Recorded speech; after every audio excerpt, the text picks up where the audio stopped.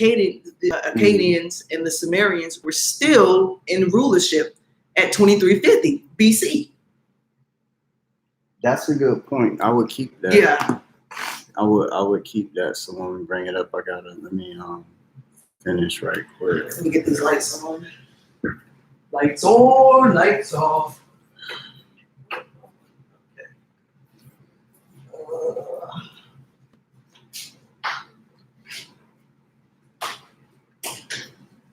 Coffee up a tad bit. Everything.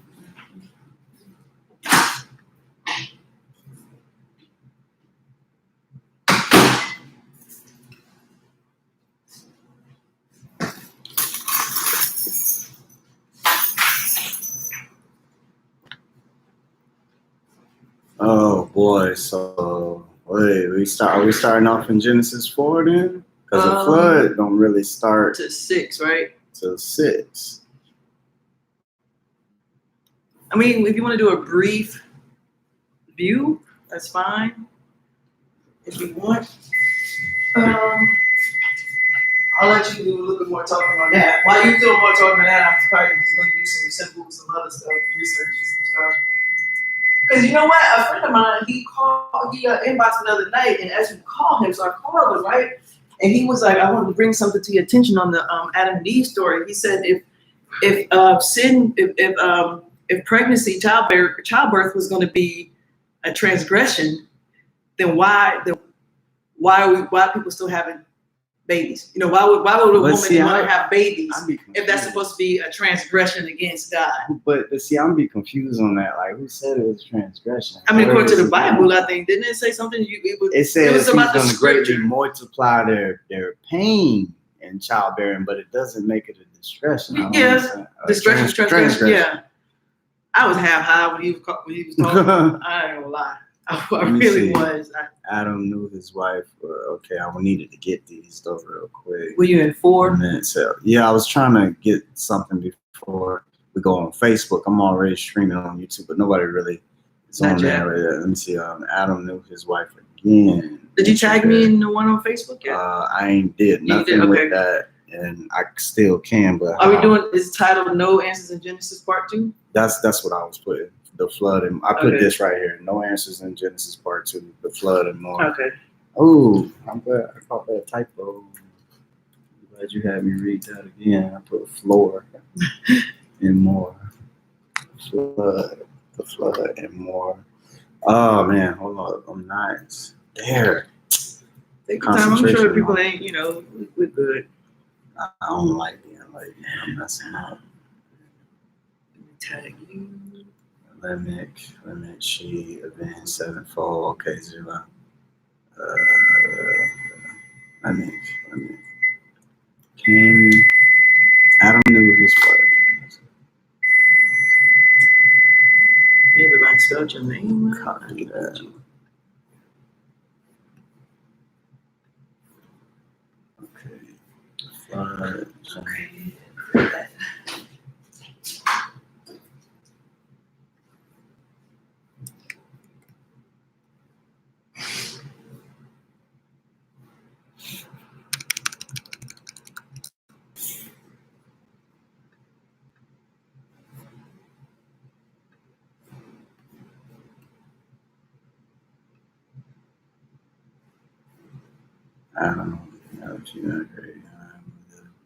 Adam lived 130 years old and begot his son in his own likeness. 130 years.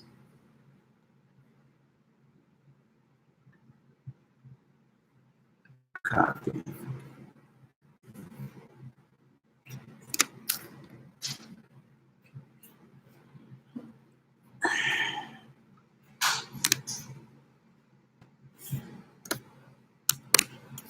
So 130 years after she gives birth again.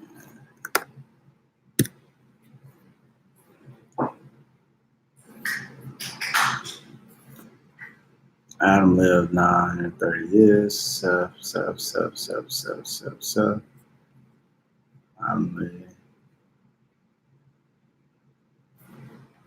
son, days of Adam, he had begotten self for 800 years, and he got sons and daughters.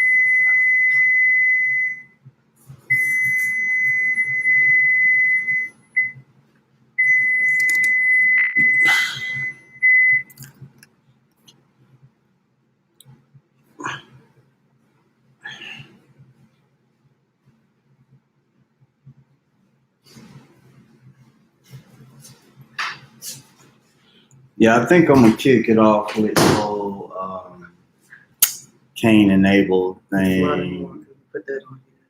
What you got? I just want to make sure I'm mirroring what you have. Part 2, the flood. If I can get you the next, yeah, I can kind of get you in my Facebook chat. And then let me go back over to YouTube. Angle that a little bit more.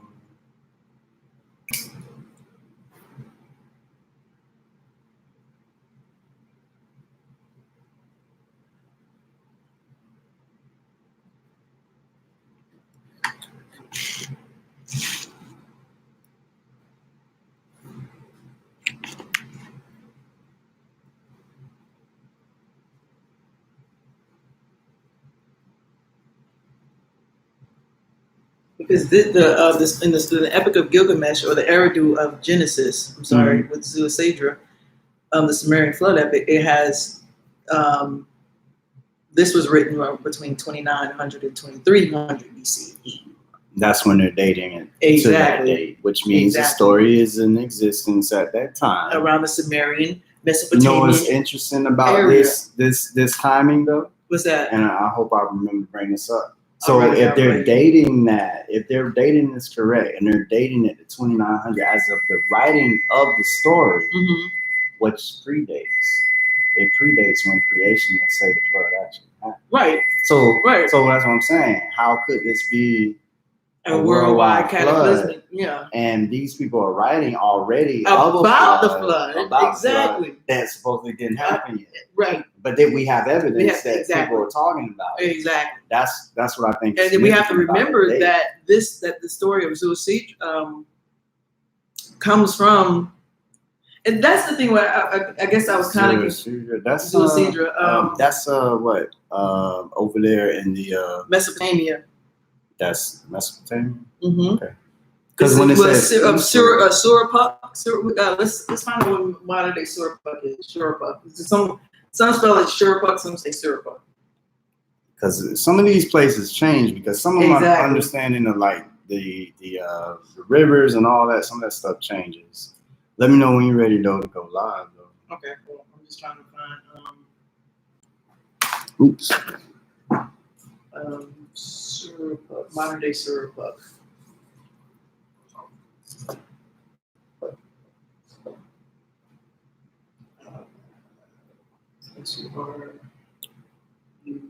S-U-R-U-P-P-K, Surapuk.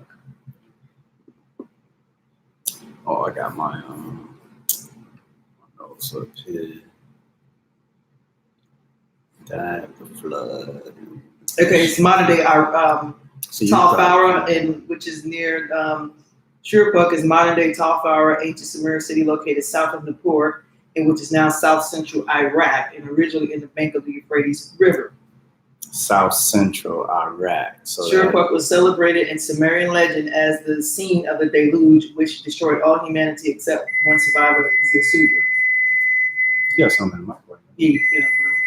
So, So yeah, they and even in the Bible, the ark is said to have settled upon Mount Ararat, or at least some mountains. It's in that mountains, area. Like that's that area. That's northern Turkey. And right, then they have exactly. to migrate, Turkey. and then we run into all kind of problems at that point because the Earth would have had so much water on it. If it was a worldwide thing, you got to give the animals time to make it to Australia and other places of the Earth. Yeah. Even if you say, did they get zipped back there or what? Like, even if know you what I'm saying? say kind, if you say, well, they didn't need to have a zebra and a horse because they're two of the same kind, they could just have a horse and then kinds will come after that. You still don't have enough time for that. Because if only 2 horses get off the ark and there are no more horses in the world, how long before they're populated Before they start enough populating, to spread all the different world. kinds? Exactly. All the different kinds for something that supposedly happened just 4,000 years ago. Supposedly. Did I? Hold on. I don't know. How can I tag you? What do I do? How do I? Oh, go to I did mine on my laptop. Let me see.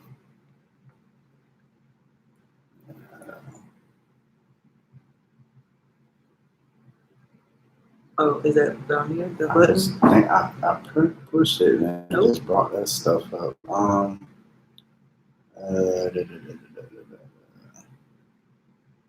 know what? Maybe what if I just let's Let's find your friends. You should be able to do it. You should be able to tag me from here.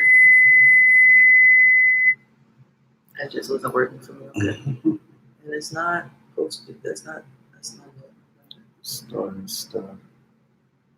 Oh, we could have posted a group, I guess. I don't know why I don't. I really don't. My screen probably just acting up. I don't understand why. I think I should have just put your name here, maybe. Oh, there you go. There you go. There you go. Oh, there you right. go. Oh, okay. The Oh, the other one. It was whatever you did Right. before. Oh, What did you do? What was that? I think I went here. Okay, Okay, that's- right there, yeah.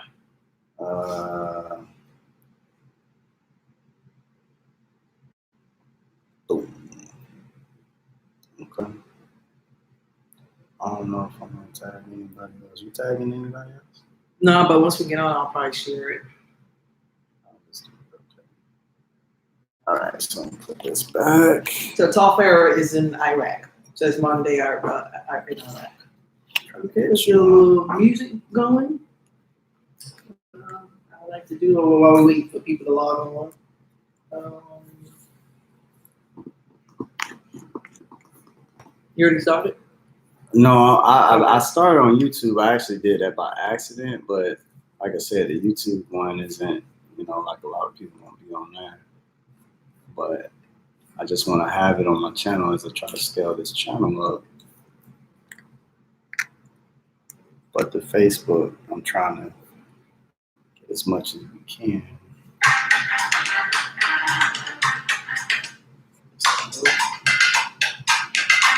I know these are my little beats I kind of made up myself. It's all good. It's good to have some original stuff going on. Sure. Got to get everything. Whenever you're ready, I'm ready to go. You ready? Ready? I'll hit it. Gotta get that out of the microwave. Hey, what's going on, y'all? You got people already on? I don't know where they at. It's all good. We're gonna vibe and do the thing. Oh, Charles. Okay, Charles is on, but I didn't know.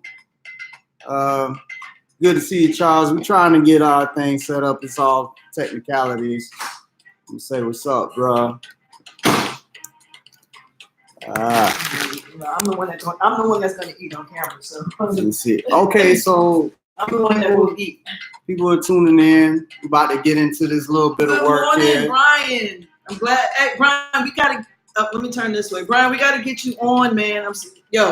We've got to get him on. Oh, Powder? Yeah, he spent over 7 years in Jerusalem, Yeah, Iraq, that was the one Iran. you was telling me Yeah, about. so all these things that we're talking about, Bishop Powder has actually seen these things and touched these things. He's actually seen the Nile River, the Reed Sea, what we call the Red Sea. Yeah. He's seen the Wall of Jericho. He's seen all of these things. So we gotta get Bishop Powder on because he's touched these things that we were talking about. He was over in Jerusalem for many, many years. So That's what's up. yeah, That's so what's he up. can really bring us some. What's up, Derek? Derek, keep Good to on see your y'all, toes. people. Derek definitely keep me on my We're toes. still building. We're still building, Good y'all. morning, Sierra. Ronique, I want to get Ronique on one day. Is he here? Local? No, but Ronique is. I don't know I can't even explain the intelligence this man has, like the knowledge this man That's what's has. up, Like man. We gotta get some of these people to commit. Yeah. Good to see y'all out there signing on. Vinny. Y'all Gotta keep get in Vinny on, mind, too. this is it's gonna be, you know, surface level, just getting people to think. As days and time go on, we'll be more in depth over time. Yeah. And maybe pull out some issues. So we're just touching some stuff. Hopefully, you know, just enticing people to research. You know, check some stuff out. People are asking questions. It's good stuff. Bishop Potter said, touched and verified all the lies. For real. He has, man. He really has. For real. Let it build for a little bit, y'all. We're gonna get into. Maybe waiting for some more Grand Rising Sierra. Let me see. Wait for a few more people to Check kind my of note. come on. Y'all, I'm gonna want to say a few things about the Cain and Abel a little bit. You know, just touch on that a little bit, and moving down from there. You know, we'll get into this flood thing. Some of the commonly said things about it. But yeah, we're gonna dig deep in the flood. We're gonna dig deep. Yeah. Let me see. I got 5 on here. You got 6 on there. I guess we can probably get started. Okay. Yeah. Well, So we're gonna go ahead and get started, y'all. Get started, y'all. I'm gonna let Elijah have the floor first. All right. Well, it's good to see that we are back once again. This is the second week, and I'm gonna just, you know, we wanted to get into that flood thing, you know, in a big way. However, we want to back up just a little bit, make sure we grab a few things. I know we touched on some of this last week about Cain and Abel, but I want to go into it just a little bit more with the order of things. And one of the rebuttals that is given to some of the evidence that we presented as it relates to the number of people that were here on earth and whether or not there were 2 creation stories. So in Genesis 4 and verses number 1 and 2, you'll read, it says, in the KJV, it says, and Adam knew Eve, his wife, and she conceived and bare Cain and said, I have gotten a man from the Lord. Verse 2, and she again, and pay attention to that, is giving order, is giving some chronological order as to when she's giving birth or producing children. Verse 2, and she again bare his brother Abel. And Abel was a keeper of the sheep, and Cain was a tiller of the ground. Now, I'm not going, you know, into, you know, how their sacrifice or Cain's wasn't accepted and Abel's was, but I'm just getting into the order here because we're trying to still explore the question about Cain having a wife or not, or where did she come from? If you scroll down to Genesis 4, we're still in the same chapter, in verse 25, you'll read these words. Adam knew his wife again, and she bare a son and called his name Seth.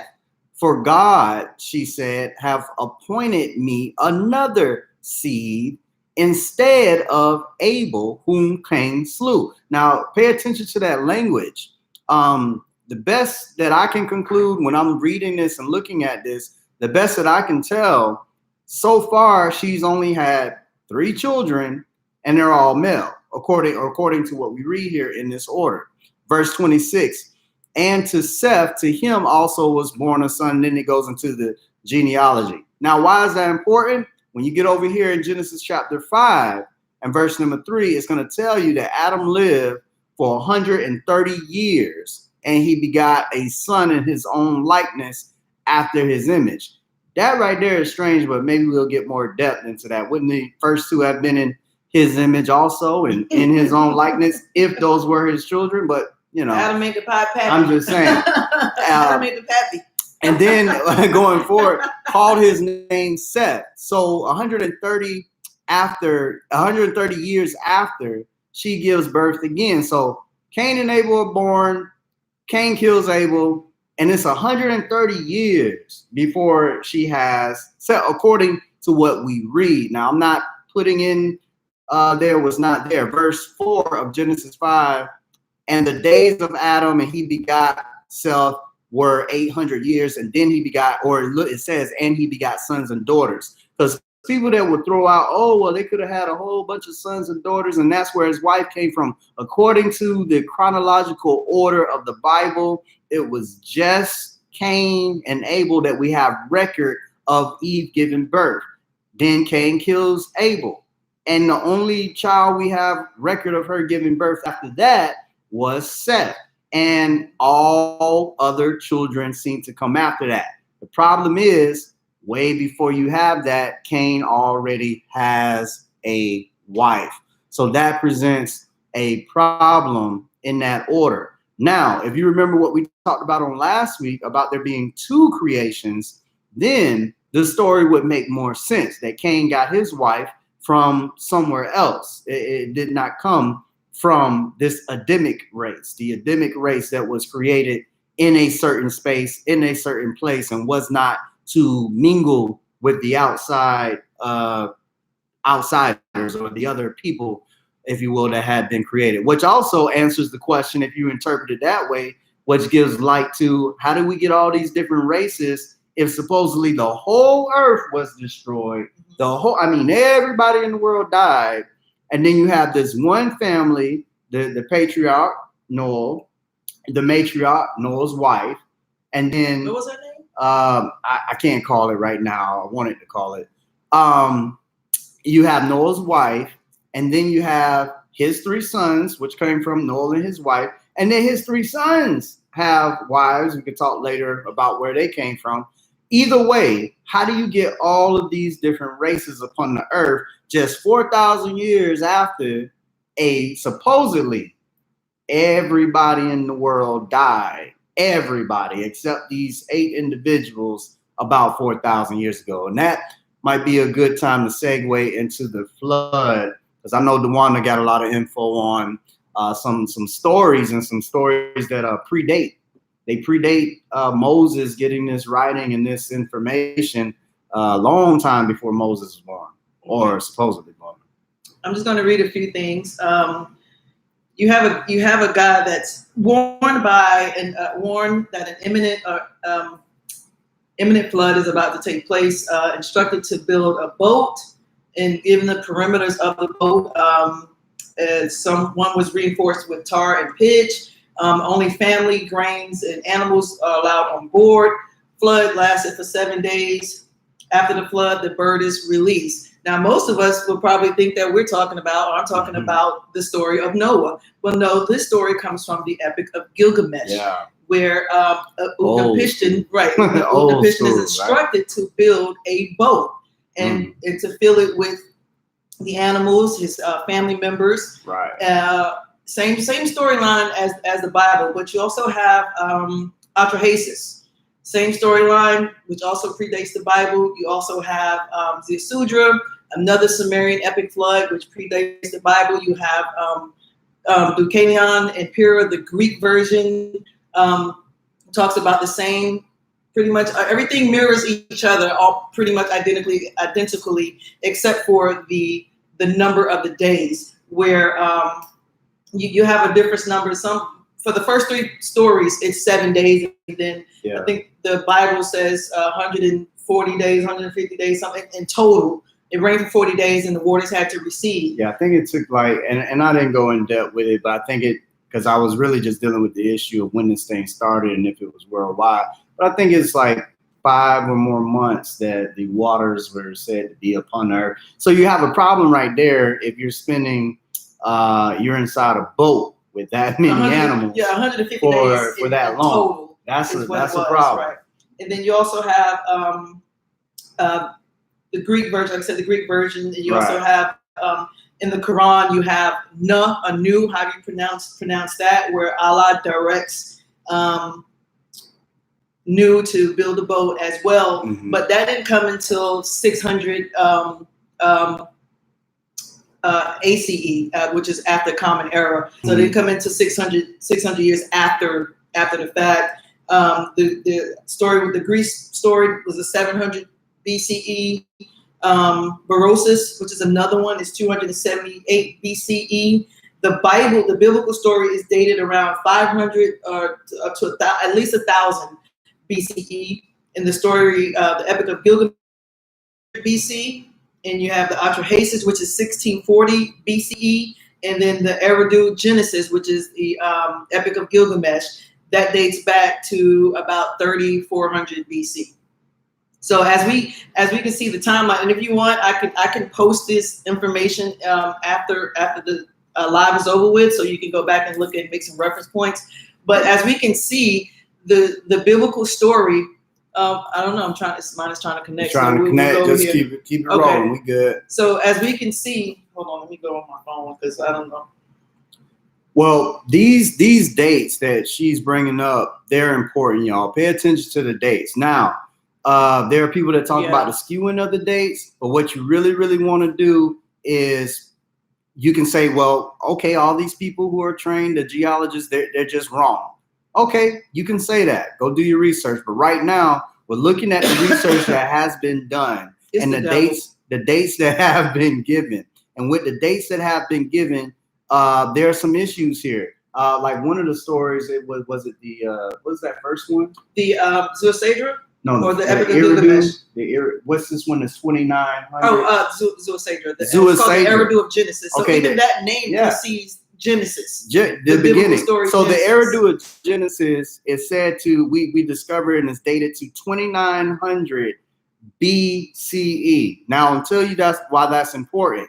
Because when we look at the creation, or when we look at the flood myths, we're going to find that in the flood myths, it is said by creationists on creation.com or Answers in Genesis. I think Answers in Genesis puts it at 2346 BC, and creation.com puts the time of the flood happening in 2304 BC, which they're about working right within about 40 years of each other. The problem with that is we have a story that predates that by about 600 years talking about a flood.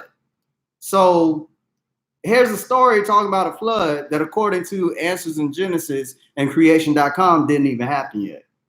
So how does that work? Like, why, how would they have knowledge of this story and is being dated by creation and still happened then? See, the issue is this does not work if we're talking about a worldwide flood. Now, part of what I think is important that we do here is we look at the Bible and see, look, how could this make sense? At least in our world, how could this work?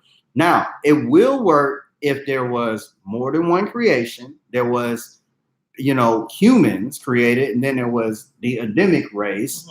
And then we want to also bring up something that we overlook. I overlooked it for a little while until I started looking in on this subject, that the possibility that there was a worldwide flood, but it wasn't the flood of Noah. I'm going to talk about that. I'll mention that. There is a possibility of a worldwide flood that wasn't, and I just said possibility. I'm not saying this is a fact. I'm just saying we can consider that there was a worldwide flood, but it predates the time of Noah, and the Bible does speak of this particular thing. So I know it's giving you a hard time. I don't know, but yours is working just fine. So I have no idea what's going on. None whatsoever. Like, I'm connected well on my phone, but my laptop is not. You need that for your stuff. So if y'all are on the Wanda's page or whatever, you can either come over tomorrow. Just be patient. She's trying to work it out. For everybody, just go over to Elijah's page for me. Okay, hold on one second. It says I'm connected. I swear, every Sunday it's something. But yeah, for the sake of y'all's time, as we go a little bit further, Genesis. Let's go over to Genesis 6. Genesis 6 is where we're going to start getting into the flood and talking about whether or not it was worldwide. Because listen, this stuff. If you look at it, it seems like something did happen. Every culture around the world seems to have some type of flood myth. A lot of them predate the Bible time, but they give some different details, which is also evidence, at least if they're talking about the same person, of oral history, because oral history changes the story. It doesn't become it's not the same thing anymore. So Genesis 6:7, y'all. Genesis 6. Let me see if I'm gonna bring up just my scripture or if I want to go to my notes on it. I'll bring it up this way, y'all. Genesis 6. Y'all got Genesis 6. If y'all following along with us, you'll find that it says in about verse number 7. And let's just read. I don't want to assume that you know what it says in the beginning. Genesis 6:1, and it came to pass as men began to multiply on the face of the earth, and daughters were born to him. Pay attention to that phrase, face of the earth, because when we think of it in our modern day context, when we think of face of the earth, when we hear those words, it will not let me come back you're alive. thinking of what? You're thinking of So if you're a flat earther, you're thinking of everything within inside that Antarctica circle. If you're a globe, you're thinking of everything that could possibly be existing on the globe. Genesis 6:2, that the sons of God saw the daughters of men, and that they were fair, and that they took them wives of all which they chose. That's important, y'all, about them taking wives of all that they chose. And that they were, while they were doing this, that these individuals were called the sons of God. Get that understanding, because there could be a separation between the Adamic race and all the other people of the earth. That could be one explanation for what this is trying to communicate. Genesis 6:3, it says, and the Lord said, my spirit shall not always strive with men, for that he also is flesh, yet his days shall be 120 years. Now, there's some debate. I'll just mention this right here. Some people say, well, does that mean that human beings should only live 120 years? And we know we have evidence that people have lived longer than that. And some will come from the school of thought that no, from the time that this is declared to Moses, Noah preaches for 120 years before the flood waters came, and that's the day that God ends all flesh, according to the traditional understanding of this story. All meaning everybody on earth. So y'all got those are two schools of thought there. Okay, Genesis 6:4. There were giants in the earth in those days, and also after that. Now, there's also a school of thought that talks about angelic beings taking on bodies and producing children that were of enormous size, real life giants. And there are those that say, well, no, this wasn't the angels, because the angels are not given in marriage and all that kind of stuff. What Christ says, just because they're not given don't mean they didn't disobey, according to Enoch, if you read Book of Enoch.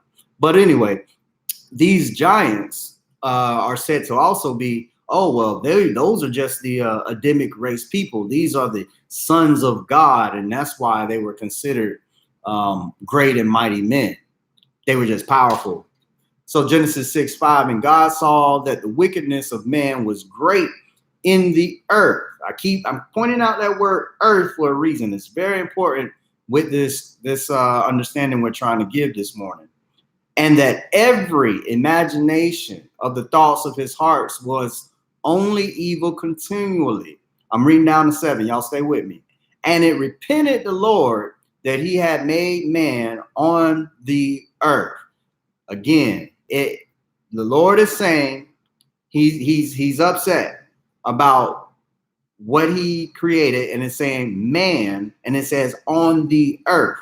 Now, the traditional teaching, just to keep reminding you, is that when it says on the earth, it's talking about everybody, no matter where they are, whether they are in the Americas at that time. If you say that the earth is one big landmass and it's Pangea at this time, whatever you want to, however you want to slice it, it's everybody, not a particular land, according to the traditional teaching. All right. I'm trying to get my verse 7. to turn around. Verse 7 says, and the Lord said, this is what he's going to do now. I will destroy man whom I have created. I'm getting really It's kind not of working ticked off. You got to flip the camera. Yeah. Verse 7. It says, and the Lord said, I will destroy man whom I have created from the face of the earth. Now keep that in mind. From the face of the earth. What do we say that means? What do we understand that to mean in our context today? Well, that's everybody, right? Nobody's going to live If you're a New Testament understanding, you will go over there to Peter and say, yeah, it says, wherein few 8 souls were saved by water. In other words, there were only 8 souls alive after the flood, period, anywhere on earth. All right. God says, let me start verse 7 over. I'm sorry. And the Lord said, I will destroy man whom I have created from the face of the earth, both man and beast, and creeping thing, and fowls of the air, for it repenteth me that I have made them. What happened? I just can't. I'm just having all these technical difficulties for some reason. Gotta be. Oh man, must be the devil. The devil show is busy on my end every Sunday. All good. It's all good. Hey, we still gonna get it out. We'll share it about back on the page. We still gonna get it out. So when you look at this right here, you're gonna destroy everybody from the face of the earth. But what we should take a little bit of note is that word earth. The word earth there, earths, does not always mean earth as in our modern day context of the whole globe, or however you want to look at it, flat or globe, the whole thing. The whole thing. So when you look at the whole thing, they're simply saying, okay, everybody is going to die, right? Well, no, not necessarily. Because if this actually did happen all over the whole earth, then there's some questions to be answered. There's some very hard questions to be answered. If it's a local flood, guess what? It works. If it's a worldwide flood, we got some problems and some questions to be answered. And let me say this while we're still working on the technical stuff. The only way that it works for it being a worldwide flood or something else, the only way that it works is that you have to insert something miraculous, something that can't be proven where it came from or what happened, or something that can't be explained, something you just have to accept just because you're told it. That's the only way a worldwide thing and everybody dying works. You will have to accept something miraculous, and I'll start naming why that is. But we're still trying to get. We flipped around. Yeah, finally. So we almost there. We're almost there. This is the third time. All right, we almost there, y'all. Guys. She almost there. Y'all stay tuned. If you waiting on her channel to come back up, y'all stay tuned. I don't know what this 5 under the people mean right here. What's that? Tagging. Yeah. Nah, I'm good. All right. So yeah, I want to get into some of those reasons why it cannot be a worldwide flood. If you want the Bible story to work, and this is not just Bible bashing either. I think believers need to listen to what I'm saying here, because if you want to study and understand what you're reading and know more about the Bible, you have to consider that this flood was not a worldwide flood. And you know what? I'll go even further. This is what I think about that. I'm not sure what that. Well, no, I better back up off that. Nah, I ain't gonna say that. That might be a little bit too much. So let me just say it this way: it can't be worldwide, and it absolutely cannot be worldwide. It doesn't work scientifically. It doesn't even work biblically. It doesn't work biblically. All right, put it like this. When you look at the sons of God coming into the daughters of men, and there are those that believe this is where the giants came from. And so that made the human genome, if you will, impure. Mm-hmm. Now it has some genetics in there that's not supposed to be in there, something angelic and something human, like a hybrid. So it's not supposed to be there. But we do know we get giants after the flood. I was waiting for you to say when the children of Israel go into the promised land, what the first thing they say? We saw the sons of Anak there. Whenever you hear sons of Anak, you can just think giant automatically. It's a dude in the Bible. I'm not good at references, y'all. I just know what it said. I call him OG. His name was King Og. I call King Og the OG because it talks about how tall he was and how they had to remake bed frame and everything because he was that Just big. really that- And you hear stories like that about people today, like Shaquille O'Neal and other people. They have to rework their cars and their beds and stuff because they're very tall.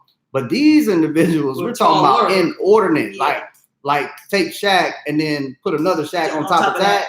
That's like average height right. for these people we talking about. Exactly. Were they real? Probably, y'all. It seems like people are dug up some bones. But Hopi. My question would be why? How did the giants even flood? I mean, how did they survive the flood? If they were to, if it was no one on the face of the earth except for Noah and his family, then how did these giants flood? Because the Bible does mention that there were giants after the flood. Yeah. So the giant thing, that's exactly my point. How could they have been killed and then they show up later? And if it was a matter of genetics, then that would mean somebody on the boat is carrying or Anak genes. Somebody exactly. now I should have backed up to know. Okay, Genesis 6:9. It says this about Noah. Take note of what it says about Noah. It says, these are the generations of Noah. Noah was a just man and perfect in his generations, and Noah walked with God. Now, this is not saying that Noah is the perfect as in keeping law, sinless. We know, according to the story, he's going to get off the boat and get drunk. Keep in mind, Hebraic, some of this I ain't gonna... Phoenician idiom. Yes. Yeah, you have to take into. Oh yeah, you gotta get him on. You gotta take into contact the idioms, because the first thing a Bible person gonna tell you when you point out something that doesn't seem to make sense logically, they're gonna take you back to Hebrew idioms, literature, and see you miss that interpretation. It's always a different interpretation when it don't work for you. Right. But that's the other thing I'm saying about believing that this is a worldwide flood. The only way it works as a worldwide flood is you have to insert something nobody can prove, measure. You just have to believe and take it on their word, even though it doesn't work with anything else. The model doesn't work. What we observe today as far as people in existence. I mean, look, I don't want to get off track, but let me go back to Noah and his generations. It says he's perfect. This is talking about lineage, y'all. His genome is somehow perfect. It's not contaminated. His genome is perfect. So whatever he produced, that means his children would have to be the same. And if God is flooding the earth, this is what I want to say. If God is flooding the earth to get rid of the imperfect and this continuous evil that man is doing upon the earth, did he fail? Because see, the giants come back. And they have to go and kill all of them, because part of the explanation, remember, there's a school of thought out there. Part of the explanation for killing babies, for killing the livestock, is that they had corrupted all flesh. Maybe they were having sex with the animals, or these children, they weren't of pure human origin. They were Anunnaki, or not Anunnaki maybe, but they were giants. They were from Anak. But and I mix it up with Anunnaki because I got my thoughts about Anak and Anunnaki being kind of close and where that whole thing might have come from.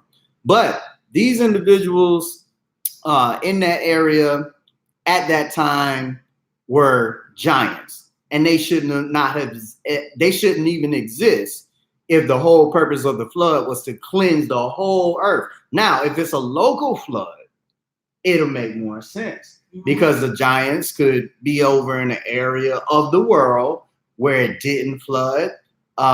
Even if they were close to it or maybe nearby, they could, escape like people do. Yeah, that's right. Charles is talking about the Nephilim. They could escape. Okay. But if the goal is to kill all the Nephilim, get them all off of the earth, then you would have to say somebody fell, because how do they come back? I would say the Creator had to fail. That was an epic fail, because they came back. They came back.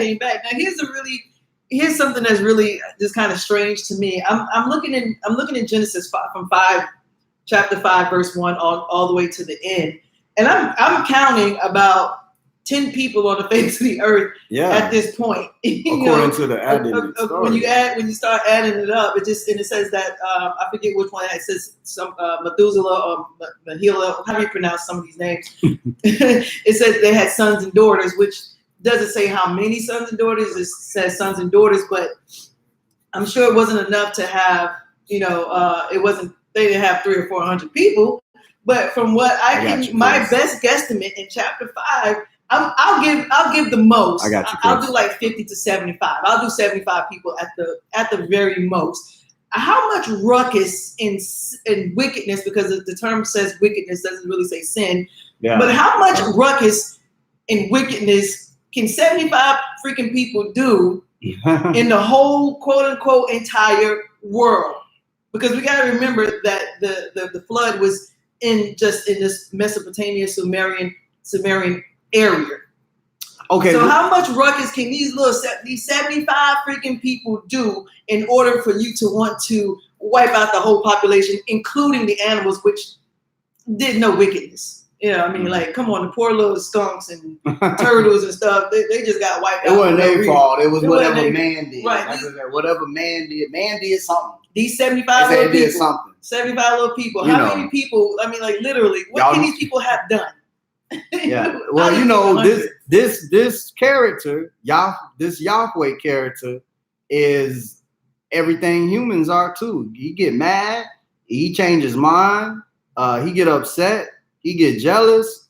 It's a he. So I guess we should expect some human stuff. Oh, it's too bright. Yeah.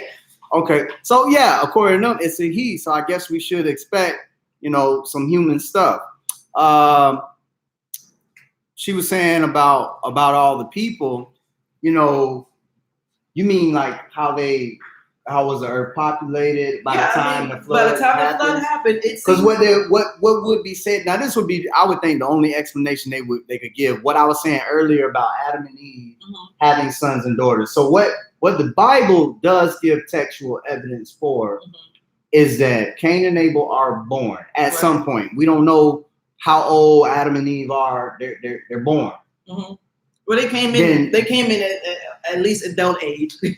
They're born. They're here. Cain and Abel are here. They're with the puberty, nothing. Now what happens though is Abel's dead, Cain's still here. We don't hear about any other children in that chronological order. We don't hear it. Right. Then we hear the word again, that Adam knew his wife again. And she ends up with Seth. But that's 130. Adam is 130 years old at that time, according to the biblical story. So they haven't been hunting for 130 years. Whether they've been having sex or not, the whole point is, according to the Bible, they haven't had any more children. Then, after this whole deal happens, it says, after Seth, then Eve begat sons and daughters, and that's like another 800 years, because I think Adam died at 930. So another 800 years has passed. So for 800 years, they could have been having sons and daughters. Now, either way you slice it, guess what, y'all? Either way you slice it, everybody's related. Everybody. According to I don't care if she had 300 kids. She had 300. I don't think she had no 300. No, I'm just saying. I ain't saying. I'm just saying, no matter how you slice it. I go that far because people bring the BS. And I'd be like, no, we already covered that, because I don't care if she had 500. If she had 250 girls and 250 boys, they brothers and sisters. Can't nobody physically. They brothers and sisters. Kids. I'm just saying. You're not gonna abuse my uterus. Even if she had one, every 2 years, what, 800 years? How many is that? 400? She could have had 400. All right, whatever you say, they brothers and sisters. All right, push that to the side. Here we are with just these two. Cain's out there with his wife that he got wherever from, she comes wherever from. she came it was from. only 3 at the face when it wasn't. But anyway, the Bible doesn't tell us there were any other children. So I just don't see how that's going to work. The only way this works, again, you either insert a make-believe and say, oh, they could have been brothers and sisters and everything would have been all right because God make it all right. That's inserting something that, you just believe. But if this is to make sense, then there are other races of people already on the earth. Right. As we stated last week, looking back at chapter 1, there's already people, and what happens in the garden is a whole separate thing.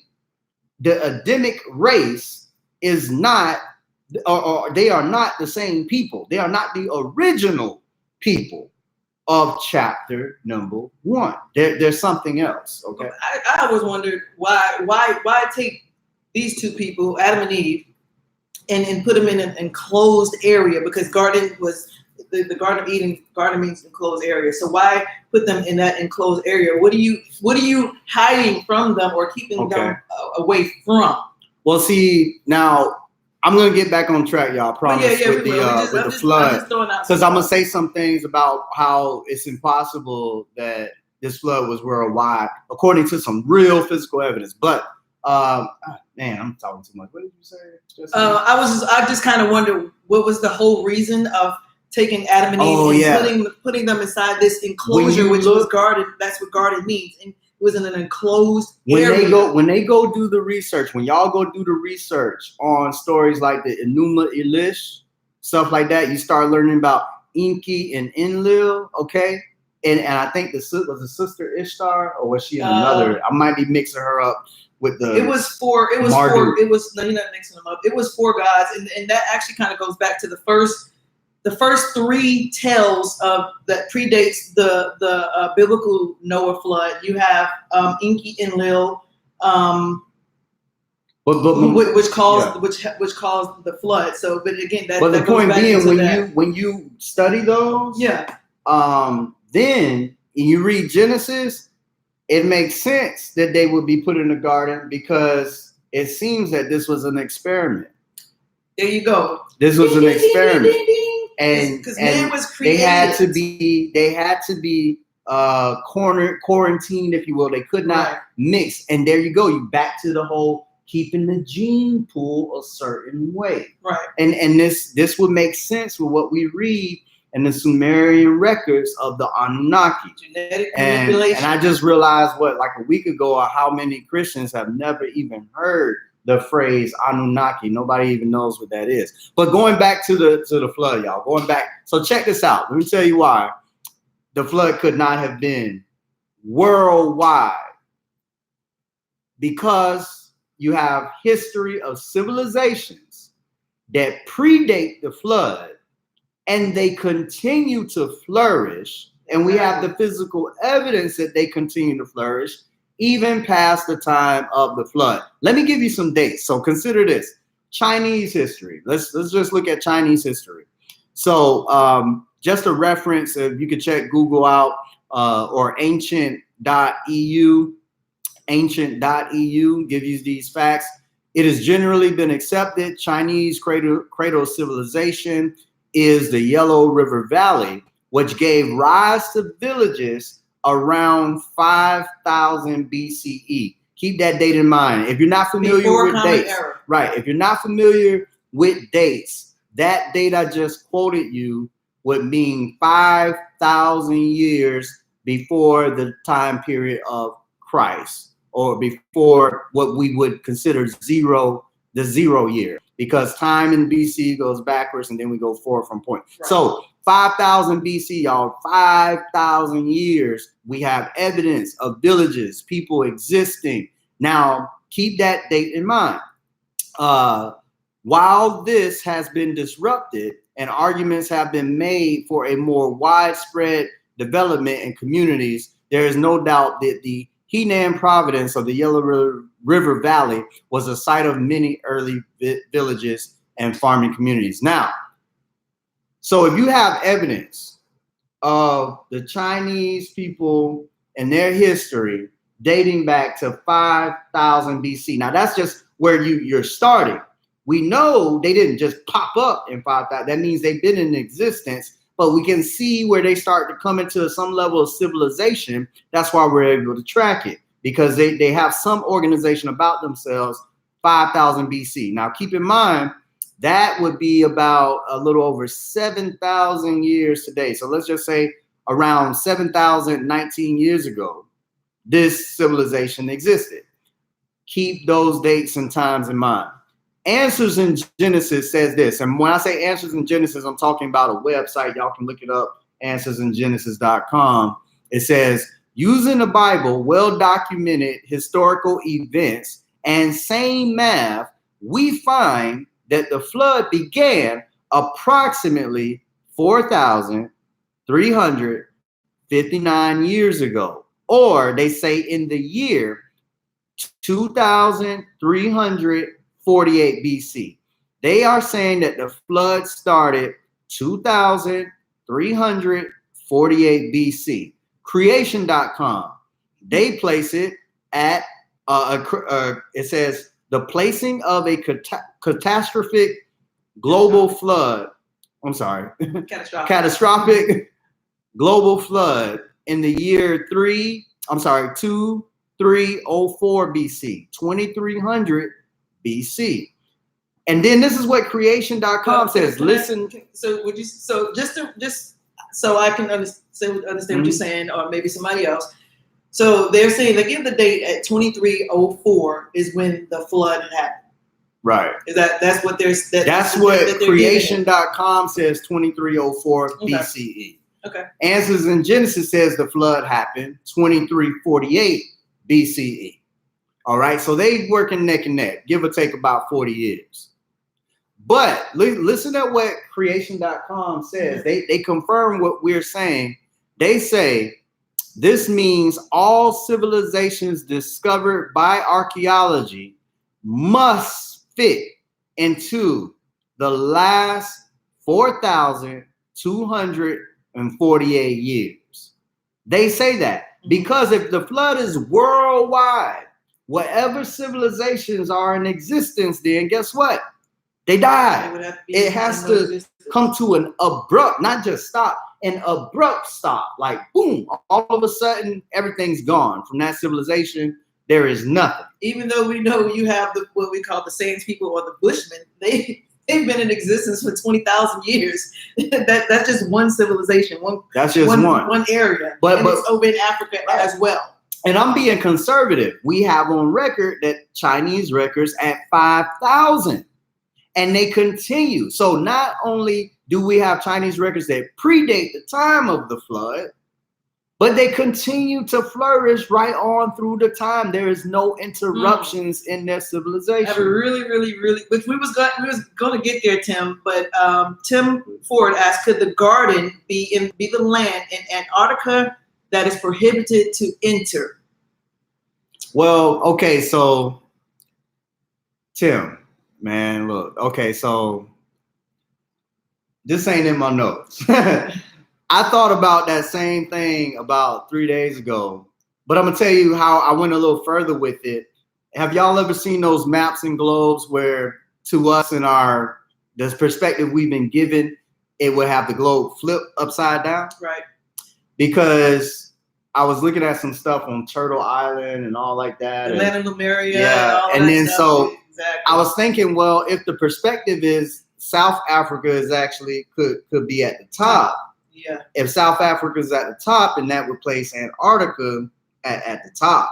If it is truly in fact a true globe model, then yeah. So at that point, I was then speculating a little bit and wondering about how these people could have been moved out of that area. So I do know that there seems to be evidence for a flood, though, when you go east of the area of the Ararat Mountains and you continue east, and they were talking about a certain lake that would have given way. In other words, the local flood took place somewhere east of Babylon, like a few hundred miles east of Babylon. And there does seem to be evidence of a catastrophic, look at me, a great catastrophe. Okay, yeah, going down over there, going down over there in that area. We don't have maps, so I can't bring it up and show it to you. But not even going that deep. I just want Bible believers to do this. Start asking yourself, here's what you should take away. If the flood happened at 23, let's just say 2300 BC, why are there civilizations that existed not only just before it, During but they go through it through and that time, after. and they continue to flourish. If it's worldwide, all of those people should have been dead because you got to deal with the issue of time. Right. I just want to go back to what Tim said, and I want to ask him or either Dana or Ronique. I see them on, and even Kevin. I just want to see what these guys said. The only reason I'm calling them out is because I know them and I deal with them. So, but to you guys, or anybody can answer this, but to you guys, we know Antarctica is a very, very cold region. So if the garden could have been over where Antarctica is, what would cause that shift to be from in a more a better climate? Polar. What would cause that shift? What do you think what do you guys think that would cause that shift in that climate and the temperature to decelerate or go down? The same thing. Yeah. But what do you guys think would cause that to happen? Yeah, because that's such a very, very cold area. If Antarctica was once flourishing and right, tropical, because if they're saying that the garden was, it pours out from the Euphrates and Tigris and the Nile River and all of that stuff. Right. So, and we know that area is over in Kemet, what we call Africa now. But if it was that, could possibly be in Antarctica, then what would cause the shift in the climate? Mm-hmm. What do you guys think?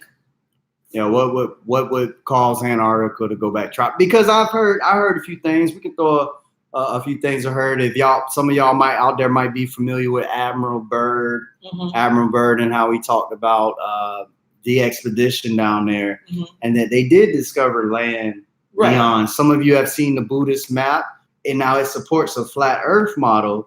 But I tell people one other thing you can look at that the flat Earth people aren't looking at is maybe it's round, but maybe it's a whole lot bigger than what we've been told. That would make some things seem flat, but it could be a whole lot bigger. So, but my whole point was Admiral Byrd is on record saying this. I don't see how he would have had a reason to lie. Maybe it was a government op to fool people, but this man is on record saying that they found a land. It was rich in resources beyond the pole. And it was about the size of the land that we know of America, North America, to be today. Because no one's allowed to go. The government won't allow anyone to go. That's the only thing everybody in the world agrees on, too. Right. That's crazy, right? You got all these treaties that exist among nations that fight in public, but the whole Antarctica thing, everybody knows it's a everybody don't go there. It's a gate for the guards.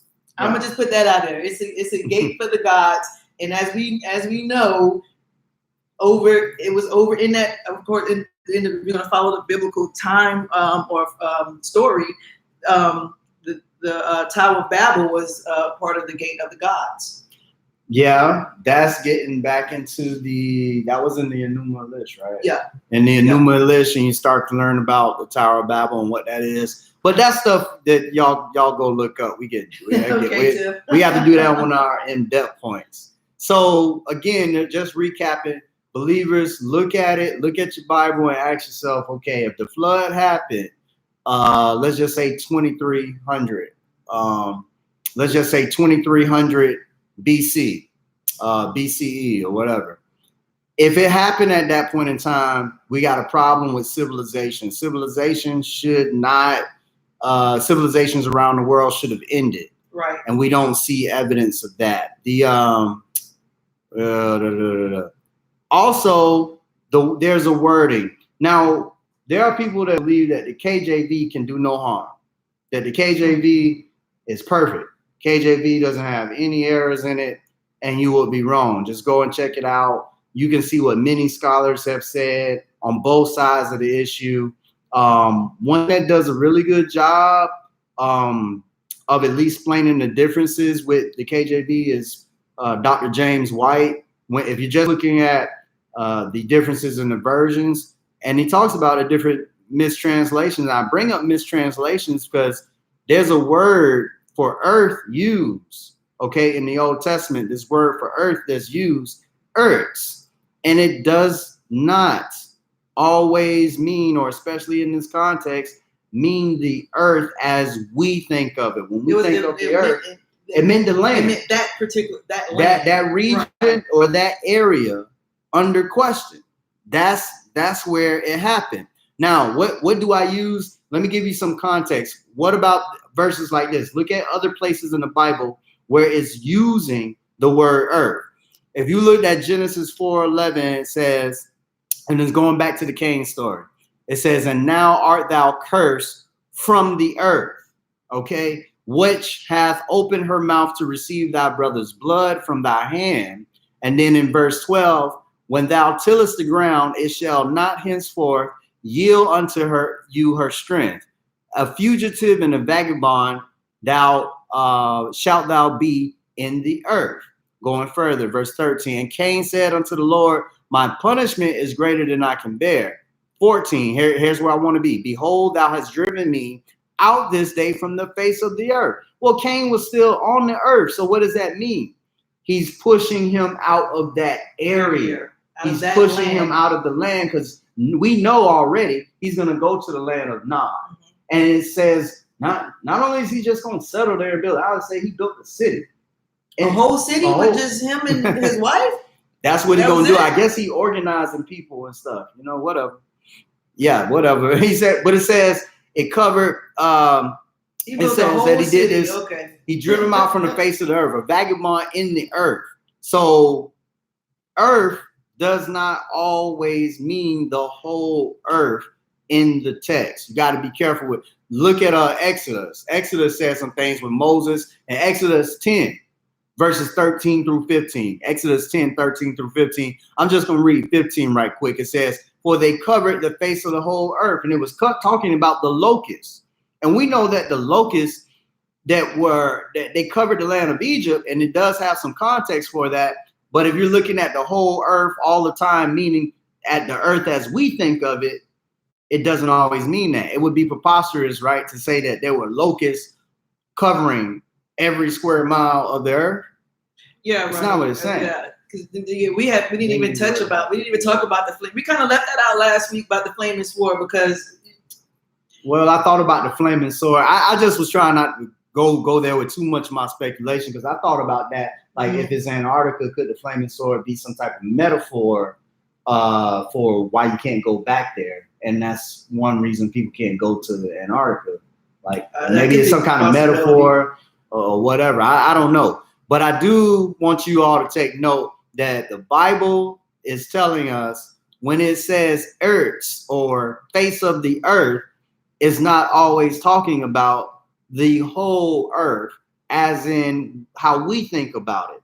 When you look at the flood, let's go back to another fact. Now, some of this stuff is going to just, I'm comfortable now. It's just going to come off the top of my head. So if you were looking at a map right now, folks, and you were able to locate Iraq, and you go a little north to where you will find the Ararat Mountains or Mount Ararat, which is on the east side of Turkey and north of Iraq. Supposedly, the ark settled upon this mountain range, either whether you say it's on the actual mountain of Ararat, which is about 3 miles high in elevation, I believe. Mm-hmm. And the lowest point of that mountain ridge is about 2 miles or 2.5 miles in elevation. And then there's some argument about them rising in the last few hundred years due to plate tectonics and all that. But not to get too deep, but just to say this, if the ark settled there, think about a situation where the earth is flooded. Okay, let's just say we're going to take the biblical traditional view. Talking about the whole earth. The whole earth is just a big ball of water. Mm-hmm. And the water is slowly dissipating. Mm-hmm. And then boom, the ark settles on top of a mountain because it's high, but the water still has to, go down. So we got to send out the birds and all that and see where you're at. Okay, water's going down enough. Everybody come off the ark. This is going to be an issue of time. So you got 2 by 2. I just wonder how they got off if they had such a high peak. How did they get off the mountain? Well, somebody could say, they landed in the area where. But you on the top of a damn mountain. How you getting off that mountain with no ladder? I mean, I'm just speculating. I'm just trying to. I give them, and I'm giving them that. I'll give you that because here's what's going to happen. Here's what's going to happen. you still have to deal with time. Right. I don't if you 2 kangaroos, 2 bears, 2 lions, 2 tigers, whatever coming off of this ark. Here's your problem. You're in the region of Turkey. They're coming off the boat over there. Now you got from the time period, because it's the flood supposedly happened about 4,000 years ago. Remember, 2300 BCE, and today we're in what, 2019. So about 4,000 years ago, we're saying this happened, according to creation.com and Answers in Genesis. Keep that in mind, because now they're off the boat. The water is slowly going down, but it's a worldwide flood, right? So you have to wait a little longer for it to go down in other places before land is revealed. What I'm getting at is, how in the world are these animals that are exclusive to Australia, okay? How are they gonna get to Australia? And what are the carnivorous animals gonna eat when they get off of this boat and they can't get back to, I don't care if you say, well, they're going to go to this land over here. Mm-hmm. Yeah, but before they get there, they got to eat. Well, think about the sloth. The sloth is one of the slowest animals to do anything. First of all, how did he make it on the boat? But let's just say, we got a sloth on the boat. Okay, he's there. Now how the heck he going to get off? Don't forget the dinosaurs. And that goes into, I wanted to talk about that first flood. Don't forget the dinosaurs, because a lot of dinosaurs, I mean, they weighed a lot. Yeah. You got male and female. I forgot the. And I'm being conservative, y'all. I'm being conservative. What I'm trying to show you is I can give you stuff. You know, I can be very conservative and it still don't work.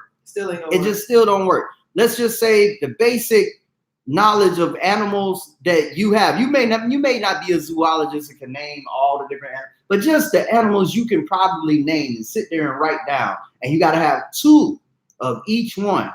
By the time you say, oh, a lion, oh, a gazelle, you got a problem. Lion, tigers, and bears. Oh my. You got a problem. You got a problem. Once you say lion, 2 lions, 2 gazelles, right? They got to exist on the boat.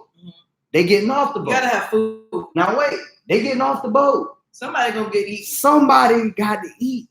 Now the only way, keep in mind what I said earlier, the only way this works is you gotta insert something you just want to believe, because it won't work any other way. It will not work. The kangaroo will never make it to Australia. They'll never make it. A lion, see the little thing? A lion probably take out a kangaroo. What's that? That's new. Let me try some new meat over here. Kangaroo meat. Whatever, Tastes like chicken. He tell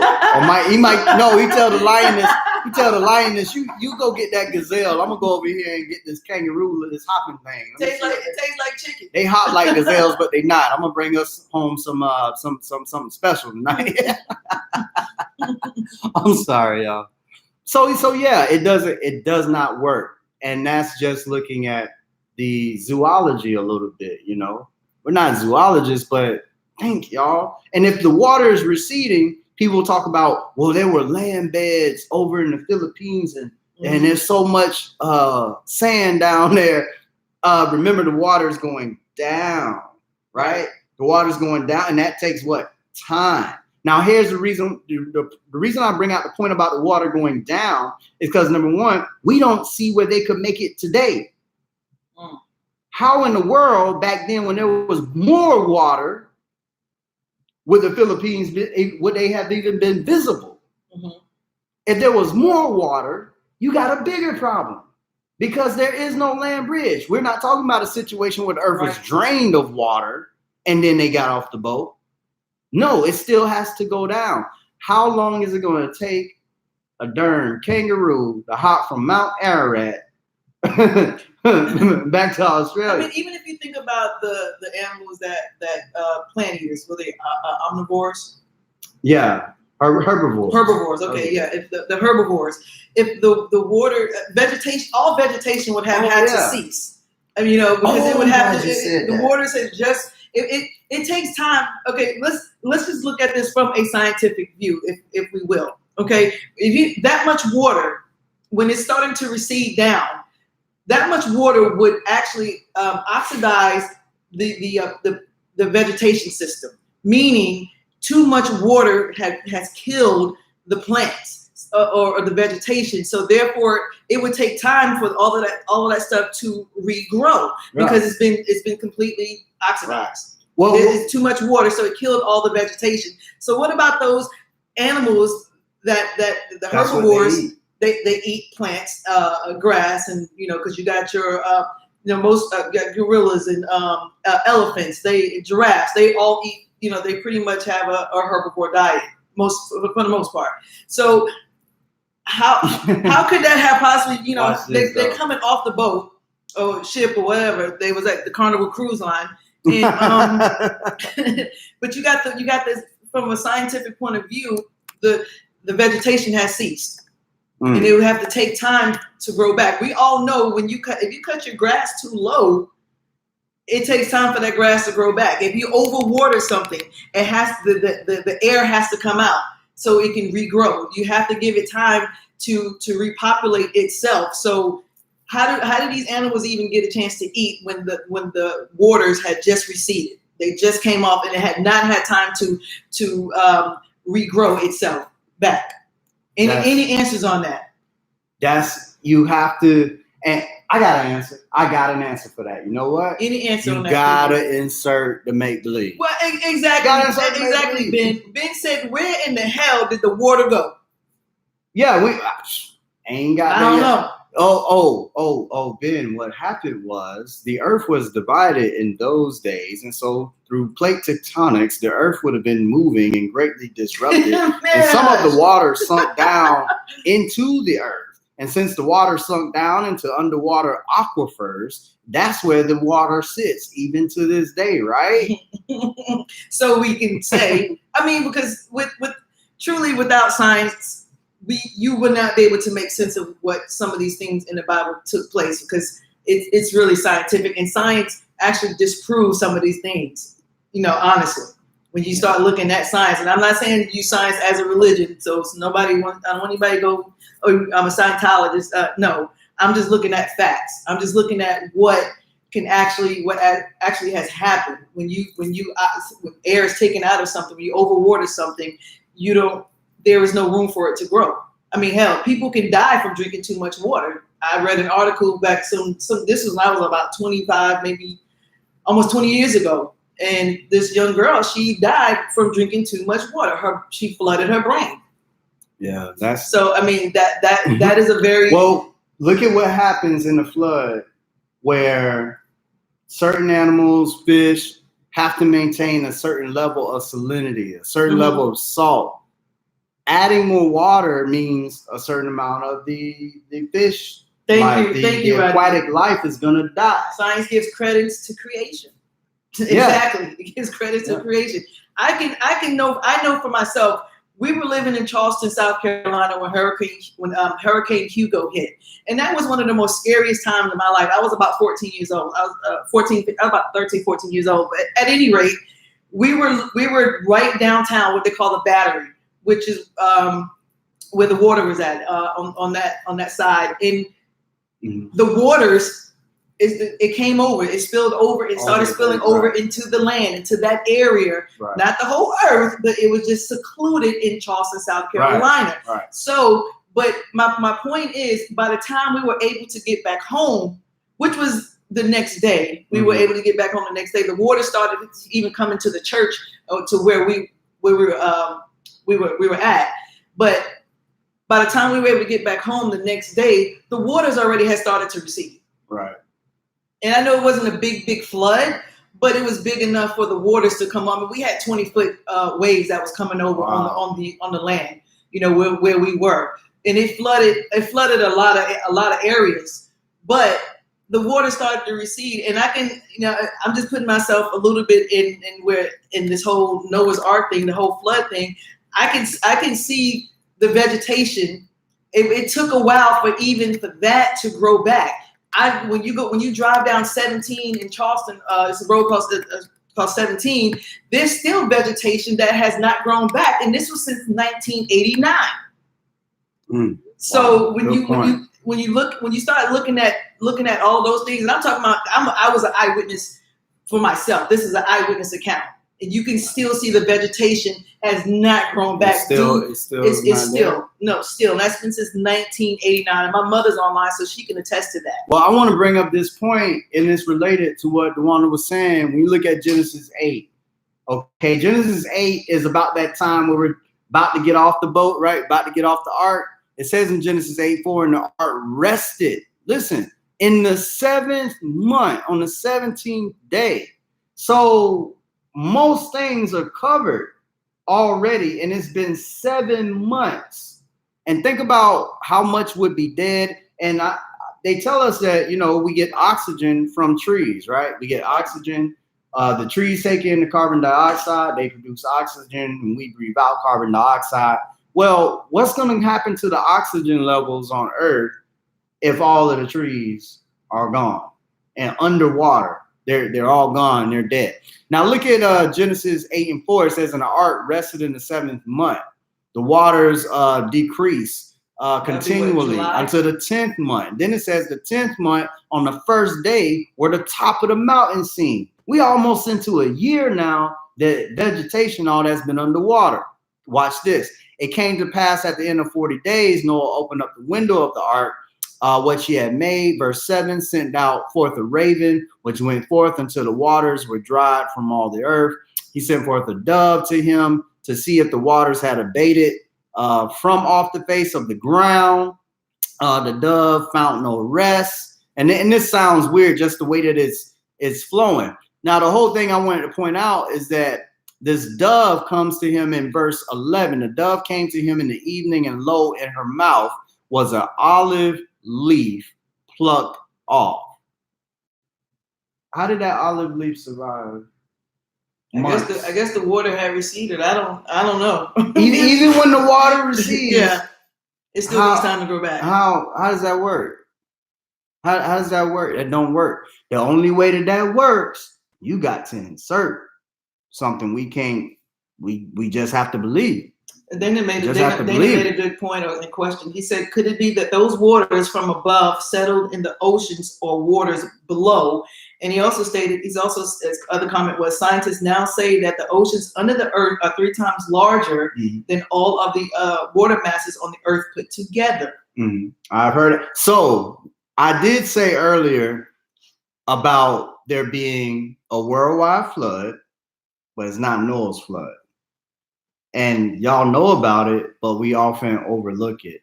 And it makes sense with some of the creation myths or stories that we have even in antiquity. And if y'all want to see it, just go with me. I'm going back to Genesis chapter 1. I'm going to show y'all the flood before Noah's flood that would have been worldwide. In Genesis 1:1, in the beginning, God created the heaven and the earth. The earth was without form and void, and darkness was upon the face of the deep. Now, we know that that's talking about water in verse number 2. And the Spirit of God moved upon the face of the what? There you go. Waters. What do you have in these first 2 verses? You have everything, or whatever earth being without form and void, covered by what? Water. Now, what am I saying? I'm giving some sense to what the Bible is trying to tell us. Now, that's significant because it doesn't say that here in this account. And we got to stop acting like the Bible is the only account that can contain anything that's true in history. It contains a lot of myth, but it does contain some things that will be true to history. So when you look up the Hopi Indians, and they're out west here in northern United States of America, they have a legend stating back that the earth is actually on its 5th cycle. And then that's how it was done eons ago, that water somehow covered everything. And then we're on our 6th cycle on the earth. Now, I'm not saying I can prove that. I'm just saying when you go to the Bible, we have water before we have anything else that we we know about or coming later in the book. We have that also in the Egyptian myths. You have Right. the I waters was going to of ask. Nun. I was going to bring. I was waiting till you got through. I was going to bring that up because basically, the Bible it mirrors or it comes from a lot of ancient Sumerian texts. Yeah. And the waters that mingle was the salt water and the fresh water. Right, and that's going to change the salinity of that water. Right, So some going to die. But my question would be is, since we know that the creation story mirrors the creation story in the Enuma Elish, and we know the Enuma Elish predates the Bible creation story by thousands of, I guess about 1,000 years or so. Mm-hmm. So would that still make it true based off the Enuma Elish? Would that make the Bible true? No. We know that the Bible is only in reference. It's in reference to the Sumerian text tablets of the Enuma Elish, and those Sumerian Mesopotamian stories. Would it still make it true about the stories from the Mesopotamian Sumerian text tablets? Because it doesn't speak of a flood right then and there. It does speak about the waters mingling, the fresh water and the salt water mingling, which was Tiamat and you talking about some stuff that okay. Because I have to remember our levels, y'all. Whether or not we're basic or where we're going, but you're bringing up stuff from the Enuma Elish.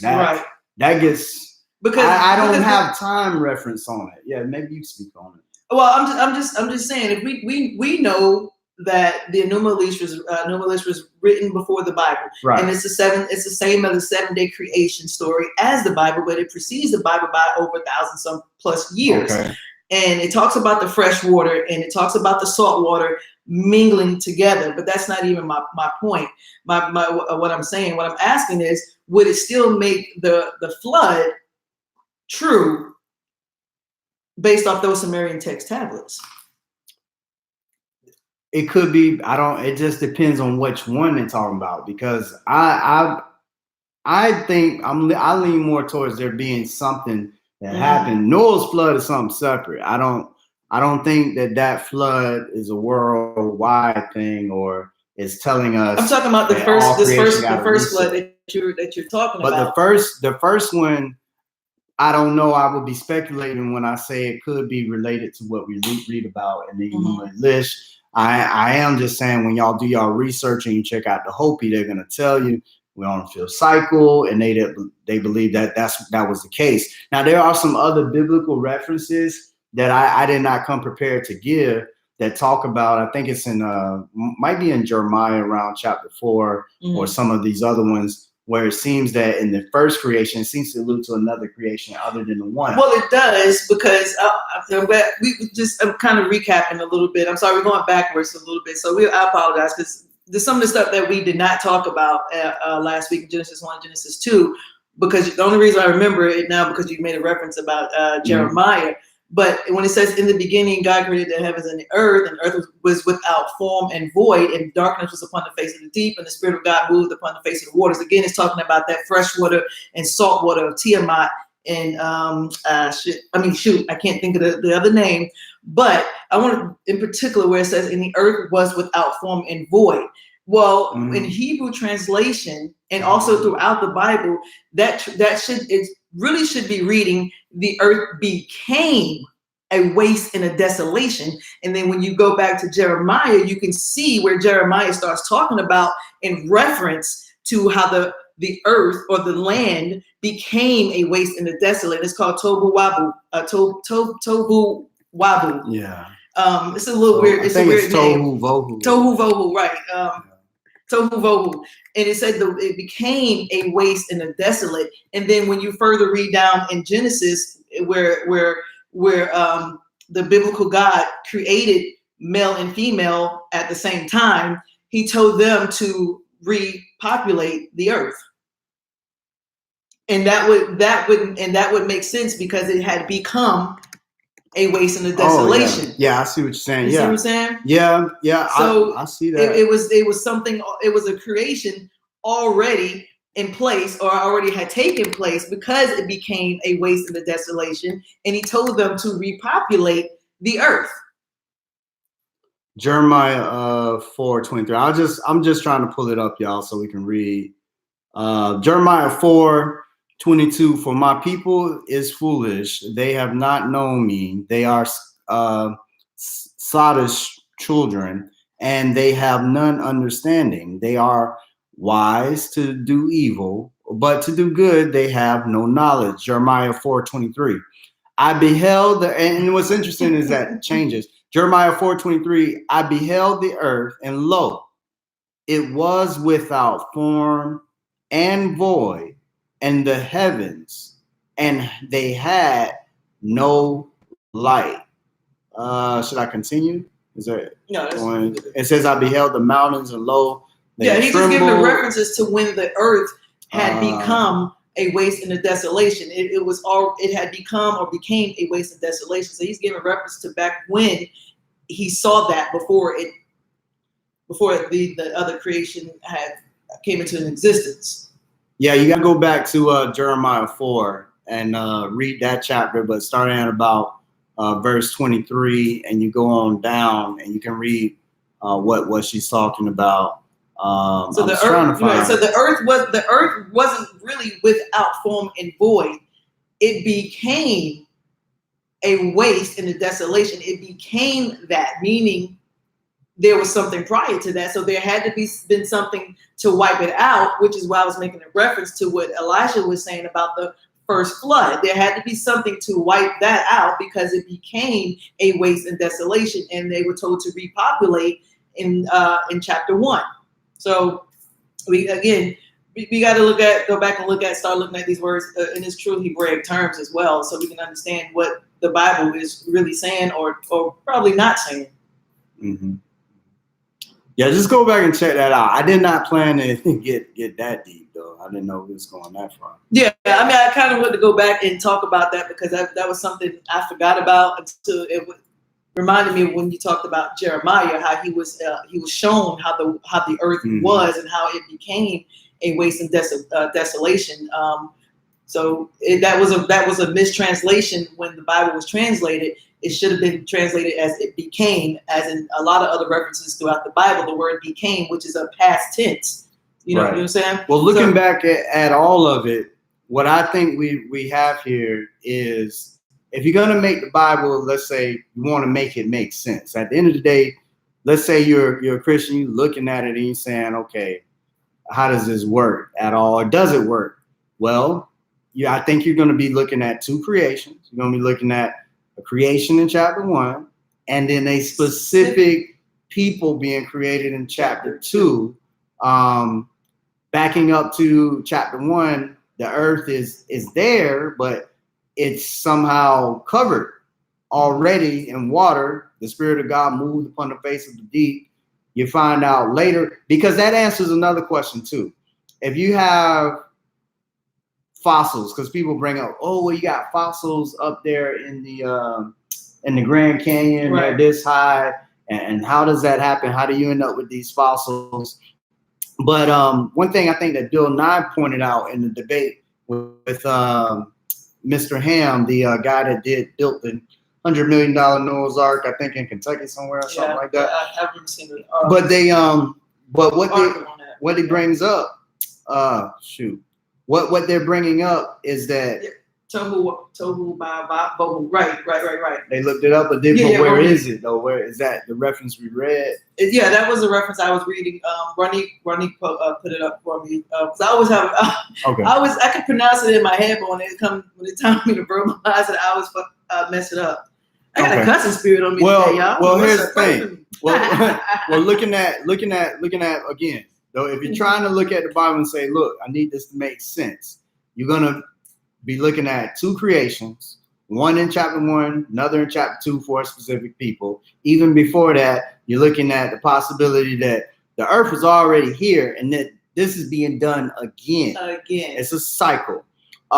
So once you have that, then you're moving forward and you're trying to make sense of Cain and Abel and where did his wife come from? Well, if you have already adopted two creations, then his wife makes sense as far as where she might have come from. Okay. Or if you're going to go with the premise that chapter 2 is just a recap of chapter 1, it still brings in issues, because if it was only 4 people on the face of the earth at the time, and then Cain kills Abel, then that would be down to 3. Cain gets kicked out of the garden or wherever they were, and he told God that they will surely kill me. And God told him, hey, I'll give you a birthmark so they won't mess with you. And then he goes off to Nod and finds his wife. So that still presents a problem. That still presents a contradiction as saying that it's not more people on the face of the earth, because it would have to be more people on the face of the earth, because how would Cain know that there are people outside of where he was at? It only makes sense if, all right, look at it like this. I'm thinking about like this. If the whole earth has been given to them, there should be nothing off limits to them. If in the beginning they were given the whole earth and not just a certain area, a garden, then there's no reason to be saying all of this and talking about other people or somebody going to kill me, because there has to be there is only them. But going further, I'm trying to stay on our recap focus. Once you move forward from looking at these people are created in an enclosure, okay, you go on to the flood. Then you come up on Moses, and it's like, yo, he's perfect in all his generations. Well, it's not talking about morality. It's not talking about morality. And when you look at it, this is more of a genealogy type of thing, his genes. So why would that be important? If, again, these people have been separated, some type of, whatever you want to call it, garden, experiment, lab. If you read the New Militia, it's going to look like, oh, it's a laboratory here. Well, however you read it, they're there, and this thing is different. And as you go forward, when you get to Noah, he is still keeping that line. He comes from that so-called pure line. And when he gets on the scene and here comes the water and everything, we run into all kind of problems, saying, number one, that it's worldwide. Now the story could work. It could work, but it has to be local. It will not work as a worldwide flood. It will work as a local flood, which creates a problem for those who hold the traditional view and have built theology off of it being a worldwide view. Now, the reason we have that view are like scriptures like this. I wanted to pull up one for y'all. Give me a second. Let me. Well, while he's doing it, I'm gonna see if there was any comments or questions. Okay, so, I'm going to 1 Peter 3:20. It says, what sometime were disobedient, when once the long suffering of God waited in the days of Noah, while the ark was a preparing, wherein few, that is 8 souls, were saved by water.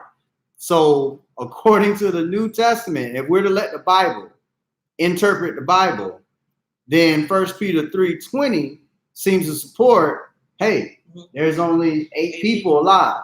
Now, there's another way of looking at this. Every time you read the world in the Bible, or the whole world, or it's talking about the people of the world, it talks about, I think it was Herod sent out a decree to tax the whole world. But guess what, y'all? When the Bible says the whole world, it's their context. It's talking about that area. So that changes everything.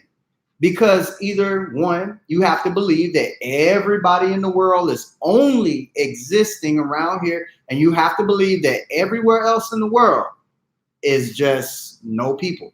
Maybe there could be animals, but you have to believe that to make this work. You have to believe that. But again, if I may point out, and I always try to point this out whenever I do a video or live or whatever have you, that all the geographical locations in the Bible is predicated towards the east, or in the east. Everything is in the east. So when they're talking about the world, and I'm just gonna throw this out, when they talk about the world, they would have to be talking about that part of the world, or that part of that geographical location of the world, because everything in the Bible is east. everything is east. Everything. Every freaking thing. There's nothing that is indicating a Western or anything like that. Nothing. Well, not that when it I've says ever seen. He planted a garden eastward in Eden. Good to see my friend from college, because David brought it up a while back about the Adamic race being the race that Christ was going to come through. And yeah, let me mention that a little bit right quick. And David, if you want to add something, Are we finishing? Are we going to wrap up? I can wrap up. We can open up the floor, but if we go, I can wrap up. But I don't want to forget. I want to say this. What David is because what he said about the Adamic race being the seed in the line through which Christ would come, okay, so and that's why it would have to be pure. So David could also maybe chime in. David's over in Dubai right now. So shouts out to him. If he wants to get on, we can get on. But we're already in like an hour in, so I didn't want to hold anybody hour and a half in, I guess. Well, let me say this about that Adamic race thing, because, and I want to slow down for the Christians. I want y'all to get what I'm finna say. Y'all need to get this, because I want to make sure I'm clear. Let's say you've accepted all of these different things. Two creations, I see that, the separation in the people, because these people over here in Christ's genealogy has to go back to Adam. Okay, so what you would be doing, if you accept that, what you have to admit is that everybody on earth didn't descend from Adam. That would be one thing you're already admitting if you accept these two. Then if you take the position, okay, so Christ, and the reason for Noah's genes needing to be pure, is because Christ is going to come through that line. Now, here, wait. Here's the problem. I ain't got to my punchline yet. That's not my information. The problem is this. Here's the problem. Adamic race, this line of people, the moment you get to Abraham, really, it changes. Because now you got Abraham's seed going through Hagar.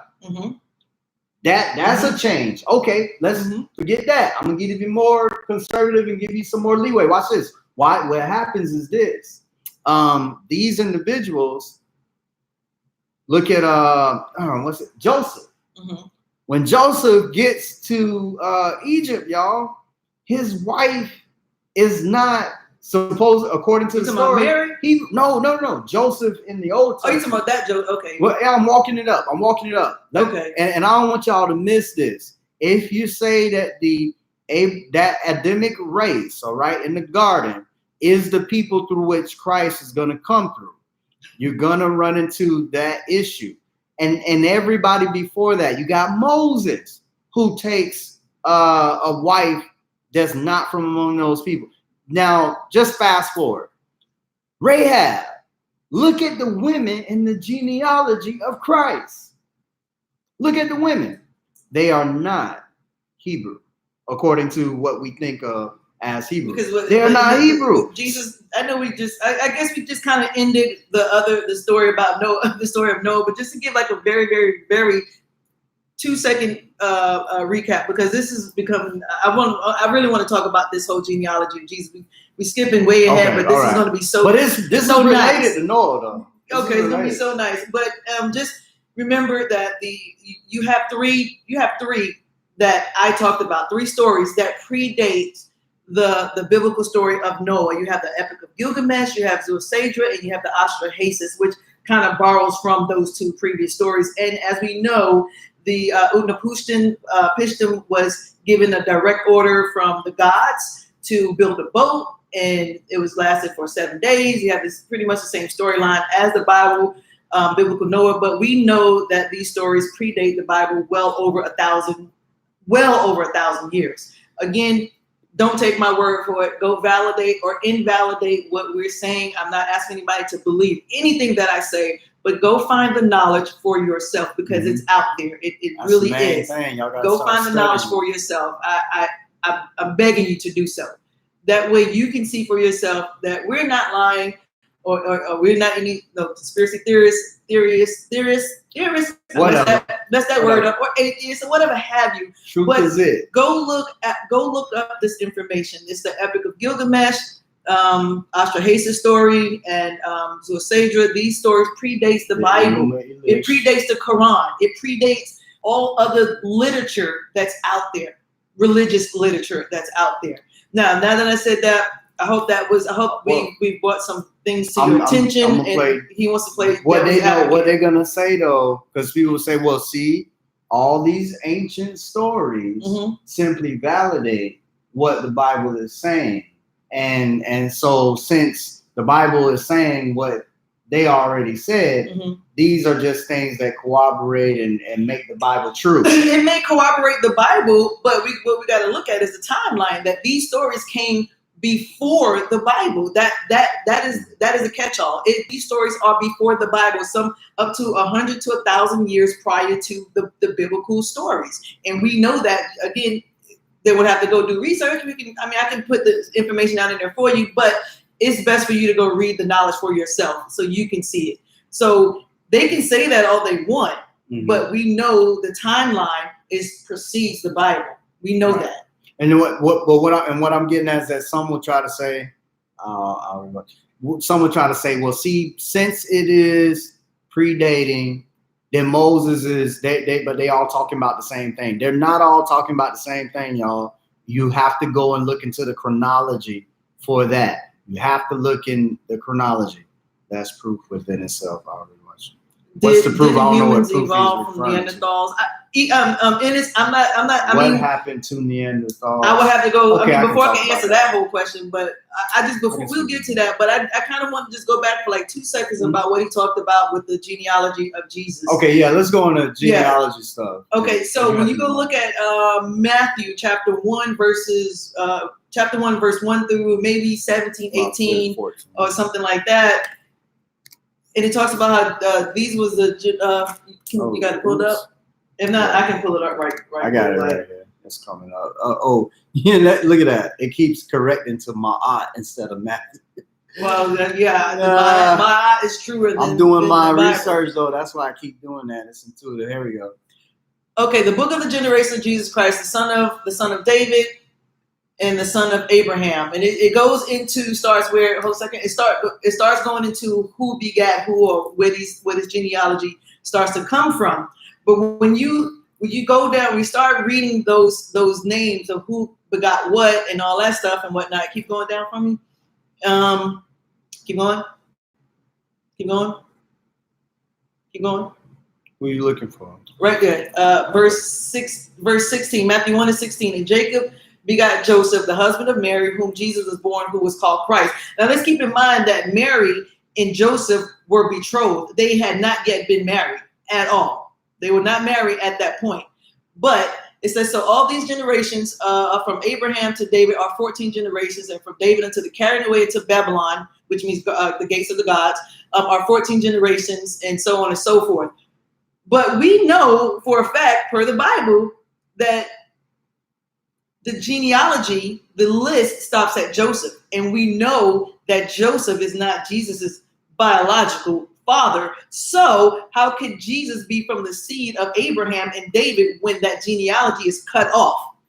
It only stops at Joseph, and Joseph is not the daddy per Maury. Yeah, no. Maury said he's not the daddy. I get. So I'm just asking. I get what you're saying. That's a question. I hope y'all like that question. I can't answer it, so maybe somebody else want to volunteer. Well, no, the timeline is really more than 2019. I mean, we know that we know it's more than that. And it's how is it only 2019? Yeah, we know it should be way. I mean, hell, well, really, no, it should be well, way. If you got the record, of course, the timeline. You just do your studies on the Draconian calendar. They acknowledge that it's all about 4 years. Huh? I was laughing at Ennis. He said, "Wasn't Noah supposed to die at 950 years old?" I don't know why. Why they say that though? I don't know why these numbers are just they just plug in these numbers for some reason. Some of them have some significance to it. Well, about the whole Christ thing. Going back to the genealogy thing. So on the genealogy, you can try to track it. You're gonna get to Luke, and you'll find there's a whole different genealogy that goes all the way back to Adam. It starts at Joseph again, though, and it goes all the way back to Adam. Now, the thing is, the whether you say the granddaddies and all that change, because if you compare the genealogies in Luke chapter 3 to Matthew, you're kind of different. But either way you slice it, here's the problem. If you're saying I'm going back to the flood. This is related. If you got the flood and you say the purpose of the flood, Noah was pure in all his generations. So boom, this is about blood. Okay, let's say it's about blood. Now we should see a perfect genealogy of no intermingling, or nobody should make it into this genealogy that is not pure and of this line. Exactly. This line, for all we know, this is talking about a Hebraic line all the way through Christ. All right. So, but wasn't Noah from the was it Ur? Was Noah? No, you think about Abraham. Abraham was from Ur. Noah is the seventh son from Adam. He's the seventh male child born. He's the seventh male child born after Adam, and it's saying that he's pure in all his generations. So if you take the position that the reason these individuals were saved is because the Noah and that line, they have to bring forth Christ. We ain't even gonna deal with the fact Noah had 3 sons. Okay, let's just move past that. But what is going to happen is this. They're gonna encounter Rahab. Okay, when they go into Jericho, they encounter Rahab. Rahab somehow makes it in to. Let me just back up in Matthew chapter 1. Let's just glance through and let's see where some of these women show up. You got Boaz. Boaz begot Obed of Ruth. All right, do y'all remember who Ruth is? She's a Moabite. She's a Moabite, and she's in the genealogy. Okay, let's keep going. So basically, you're saying that the line was not pure. That's what I'm saying, but I want to prove it. I want to prove that it's not pure. I'm showing you where it is. You got to deal with Solomon. Now it doesn't say Bathsheba's name. And people say it's because of the shame of how she conceived Solomon. But in Matthew 1:6, it says, David the king begot Solomon of what? Who had been the wife of Uriah. And then if you keep on going, you'll see that what I'm talking about is that the line can't be pure. You have these women that, according to the biblical narrative, should not be in it. These should have only been pure women from that line, and that's not what we find. Now here's the other thing. Does it make sense that 70 people go down into Egypt because there's a dearth in the land, there's not a lot of food? This whole family gets over there, and Joseph already has an Egyptian wife. We know that, y'all. Right. We know that he has an Egyptian wife. Now, how are these people gonna grow? Are they gonna do a whole bunch of, intermarrying on the 70 of them? Because included in that number is the brothers, because he had 12 other or 11 other brothers or whatever. So are they mingling together, these 70 people, or are they gonna end up doing what everybody else does and mingle with the Egyptians? If you in the land, it happens. When in Rome, do as Rome. So that's gonna happen. And how many years are they there doing that, going back and forth between, and having babies and such, going back and forth, and they're there in the land for however many years? All right, you cannot say that the lineage is pure. Now, there's another reason it don't have to be pure, but I don't know if we're ready for that. But one reason, it don't have to be pure unless you're trying to be a real person. We'll leave that alone. We'll leave that alone for now. We'll leave that alone for now. But it's written in. Let me see. Let me get. But if you ever get a chance, go look up telomere caps. That may help. That may help bring some of this stuff to light. Go look up the word. Look up the words telomere caps. That's something that's actually inside of our bodies. So Oh, wow, that's a go good look one. that up. Let me read this one. Let me do this. Let me give, because we just talking now, y'all. All right. Everything ever taught is written by those not there during that time. Mm-hmm. Should we refute all history? I've always wondered how true are the stories of King Henry, George Washington, Abraham Lincoln, all the lies told that your children are made to learn in school. Next, we need to question slavery because all we know are stories passed down. All right, that comes from a friend of mine, and Princess, I'm glad that you put that there. So here's the thing: question everything. Right. I'm not saying you shouldn't question everything. And when you go and you do your research and you find out, you have to establish if whether or not things are true, whether or not it's solid. Let me quote a scripture for you. 1 Thessalonians 5:21, which is the one that led to all of my studies. Proving all things and whole and fast to that which is good. Christians, don't get alert. I understand the context. You'd be, oh, that's talking about it in the context of right there with them people. The principle, everything you do, get it the principle is the same though. Should we not prove all things and hold fast to that which is good? And you should prove all things. So when you think about, I think, Princess, there's some things to be said about Abraham Lincoln. You could now, when we're talking about whether or not these people existed, people like Lincoln and such is of a later time. We got portraits. We got pictures. Things were developed. We got real handwritten letters. We have originals in some of these cases. We don't have originals with scripture. There is no original documentation for the Bible. There are no original documents, none whatsoever. The closest you can get to anything original from ancient times is something in stone. And it's not to say that that was the original stone tablet. It could have been another tablet. But when we look at in the Kemet, what we got on the walls is what we got. You can even find instances where they tried to chisel it out. Yeah. Now, what you can tell is that by them doing that, something was there. You may not be able to interpret it, but you either destroy it or it stays the same when something is written in stone. Mm-hmm. That's why I made a meme some time ago, about 2 years ago, that it seemed like if I were God, I would write it like this rather than on paper, than where people could change it. Or I would put my stuff in stone so that people coming later could discover it, be an original. Are the pyramids mentioned in the Bible? There's speculation on that. There's speculation. I can't recall the book because somebody said it's something. It's about a pillar. I could look it up real quick, but it talks about a pillar. I don't know who's all online. Kevin, Ranique, Ennis. Anybody I can't tell who's online, but anybody know for whether they actually mentioned the Great Pyramids? It won't say it like on the Bible. In the Bible, nobody. They won't say it that way.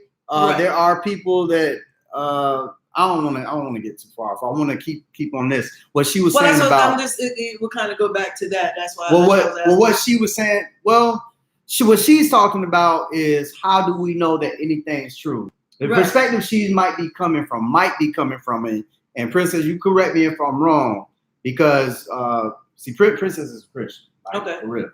And so the perspective she might be coming from is that we kind of just have to have faith on whatever we're told, or just choose to throw it all out. Mm-hmm. What I'm saying to this question is people like Abraham Lincoln, we have a distorted view, and there are some facts we can find out. Like a lot of people think, oh, Abraham Lincoln, wonderful guy, and he was for the slaves. No, he was not. No, he wasn't. But that that according to some of the sources you've been given, like Christopher Columbus, he discovered America. Really, by definition of discovery. I mean, think about what we were taught. We weren't thinking though. Mm-hmm. Listen, we weren't thinking. They told us that the Indians, or what they call Indians, they told us that people were here. Which was really they didn't hide that, but then they used the word of discovery to refer to him. Right. We weren't using our trivium and thinking, wait a minute. By definition, he could not have discovered it because there were already people here. That's not discovery. And he wrote in one of his logs that the people here in Americas look like the people in Africa. Boom. But going back to what she's saying about knowing history, question everything. Because yes, I think we have been, it's not just Bible stuff. We've been given a distorted view of a whole lot of things. We don't know the Black history of Europe either. It's done intentionally for us to, and I hope no one is offended. I'm not trying to offend anyone at all of no race or nationality, none whatsoever. But our history has been so dumbed down and hidden from us that we won't question anything. We won't go take the time out to go look and see what really happened, what's really going on, and why they so adamant about us not learning our true history and who we really are. We didn't really. And we just blindly accepted what was given to us. We blindly accept what's still given to our children. We're blindly accepting what's given to us in all over the world. Most education systems teach from a European perspective. The diet system that we're on, the 2,000 calorie diet a day, that is a European-based system. All of those things are European-based. Education, diet, pretty much everything. Mm-hmm. So we have to go back and question why are these things why were these things put in place, and why are we still adhering to these systems? And I'm not just talking about the food and history in general, the religion too. All of these are just systems that were handed down to us or given to us without question, without any validation. There was no validity. Have anybody ever? I'm not sure who's on all on my page that go to church, but have anybody ever checked the validity of the Bible? Have you ever? I asked that question a little while ago, and I know some preachers were chiming in, and that's good. I expect, if you're a preacher, I expect you to have done some research on where the Bible comes from, and then you will make a judgment based on the evidence presented to you if you're a good investigator. And your judgment may be right or wrong, but it will depend on the evidence available to you if you're just dealing with the evidence. So, but people in general, the majority of us, how many of us, if you are still Christian, whatever you say, think about it. You probably accepted the Bible as 100% fact based on your mother, father, anybody else doing the same thing. I know initially that's what it was for me. I later, when I became able to do this type of research, researched it on my own. But generally, we're born into it. I want to pose this question to everybody that can hear me. How did you get into the religion that you're in? Whether it's Islam, Buddhist, Hinduism, Christianity, Baptist, all these denominations that's under Christianity. How were you introduced into this religion? And I want you to honestly ask yourself how you was introduced to this religion that you're in. You can answer, you cannot answer, but it's an internal question, how you was introduced to the religious system that you're in. Because most of the time, the majority of the time, people are introduced into the religious system that they're in is due to family, friends, social acceptance, geographical location, culturally bias. So people are not usually finding information out until they go look for it or they hear somebody else talk about it. But for the most part, most people are introduced or into the systems that they're in is due to because of those reasons that I gave. But ask yourself, how did I get into this religion? How do I know the validity of this religion? How do I know that this is true? How do I know this is not true? Can I hang my very life on these words from the Bible that in all actuality, it was from a time, space, and reality that was years and years, thousands of years ago. It was for those people that actually went through those quote unquote things in the Bible. They lived that life. In most religions, they hang their own experiences off the experiences in the Bible. You're living through the experiences of other people. You're not even living your own life. You're basing everything off what the Bible says, what these people went through. You want to, pray like Daniel did, so you can be released from the fiery furnace or whatever. But that was Daniel's experience. Shadrach, Meshach, and Abednego, that was their experience, not yours. not mine. It was for those people in that particular space and time reality that had different cultures, that had different rules and regulations and laws that we don't adhere to or abide by right now. Because it was in that location in the Bible. It was in the East. Everything was in the East over there. So how do we get into the religion that we're in or that you're in? Because I'm not into any type of religion whatsoever. Because when you look up the word religion, I'm just talking while he's looking for something. Oh, I got it. When I you just look up to... the word religion, it means to tie down or hold back. Now, I had somebody tell me that's not what it meant. So I posted up the definition, and they said that's still not what it means. I'm like, well, if it doesn't mean that, then can you explain what it does mean? Which I never got back. They never said anything back. But you know, and at the end of the day, it don't even really matter what the definition of religion is going to be. What matters here is, are we receiving information? mm-hmm. Are we processing that information and then gaining understanding? And the only way you can really watch this, I'm going to say this. Well, I thought about this last week on understanding. I said it on my live. Mm-hmm. The Bible even says get understanding. That means, okay, this intellectually, this logically, you can see it and it works. That's understanding. From a biblical perspective, that's getting understanding. Now, how are you to understand things?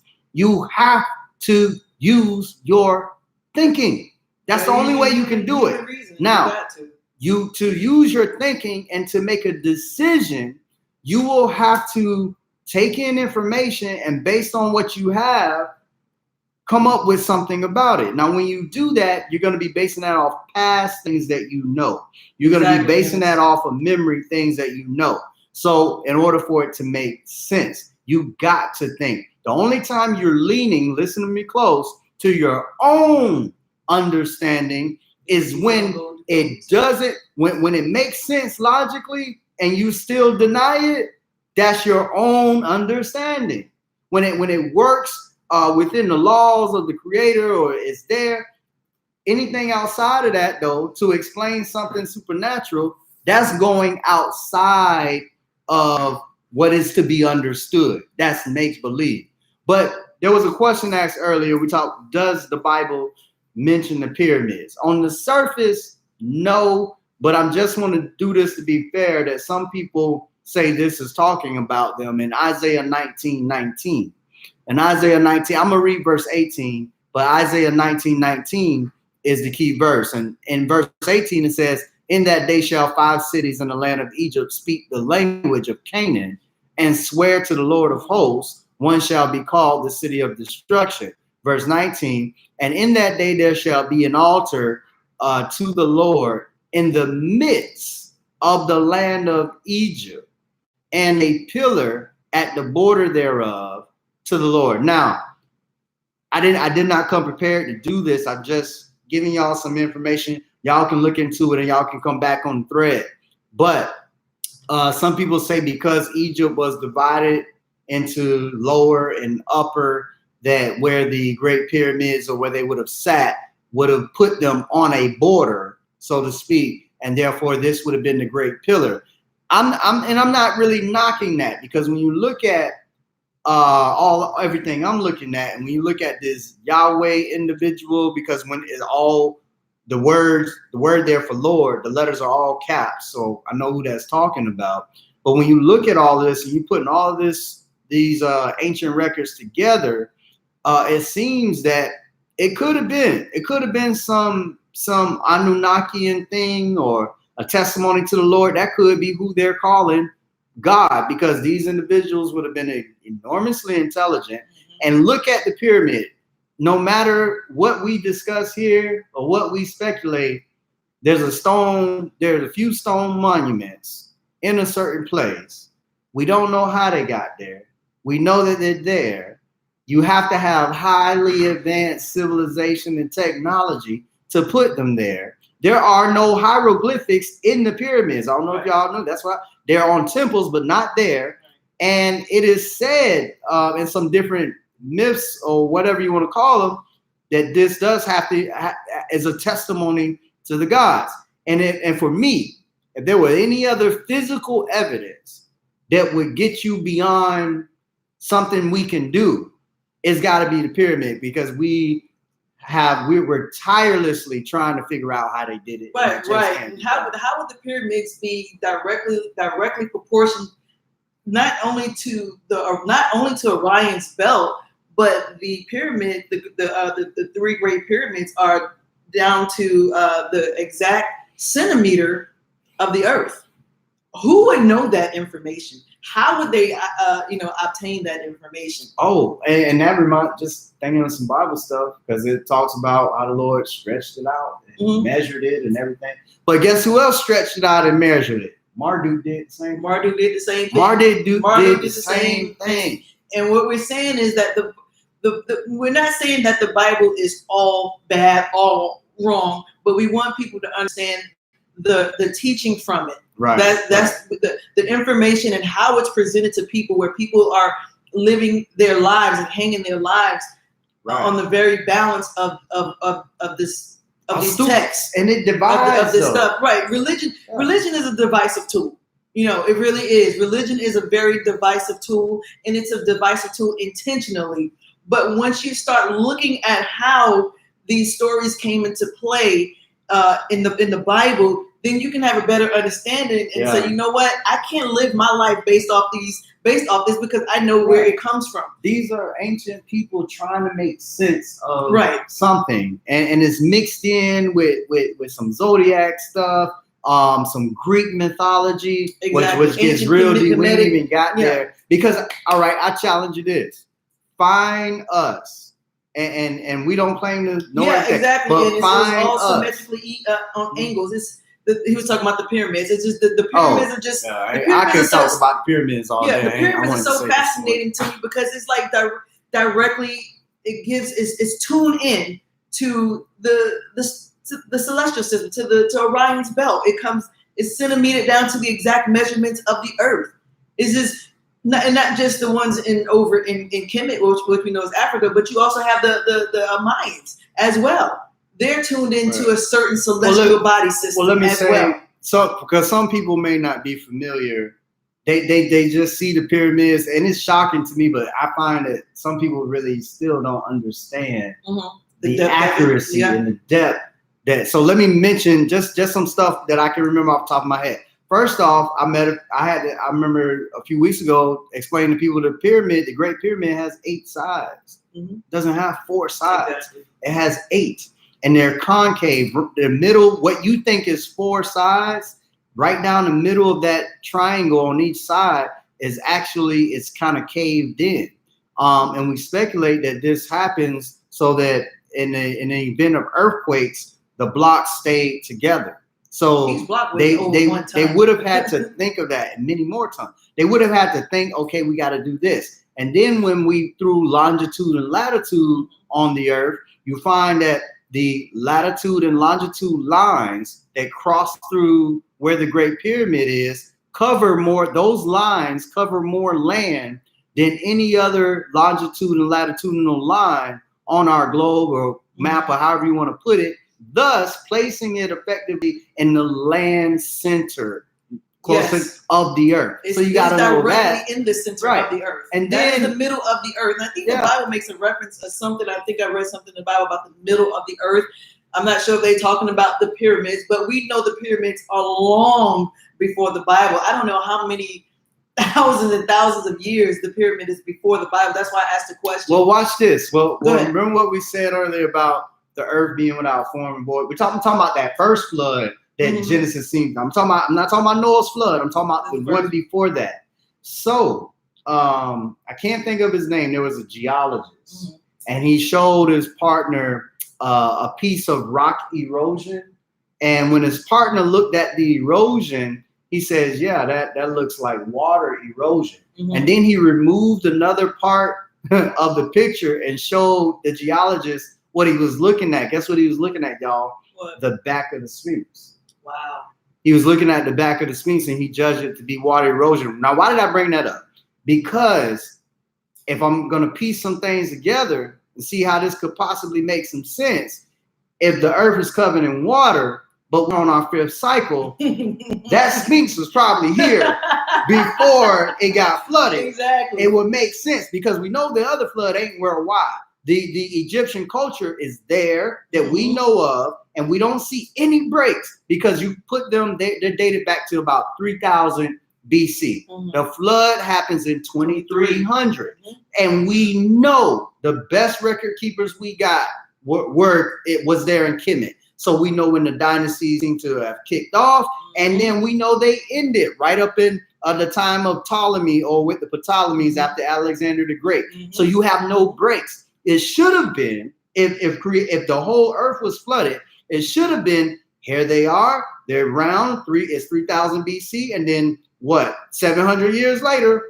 catastrophe, boom, everybody disappeared. Because guess what? The reason they all have to disappear, if you're going to say that, is because the Bible's going to say later, watch this. This is crazy. This is where the false part come in, or at least somebody messing up the ancient records. Because according to the story, 3 sons get off, right?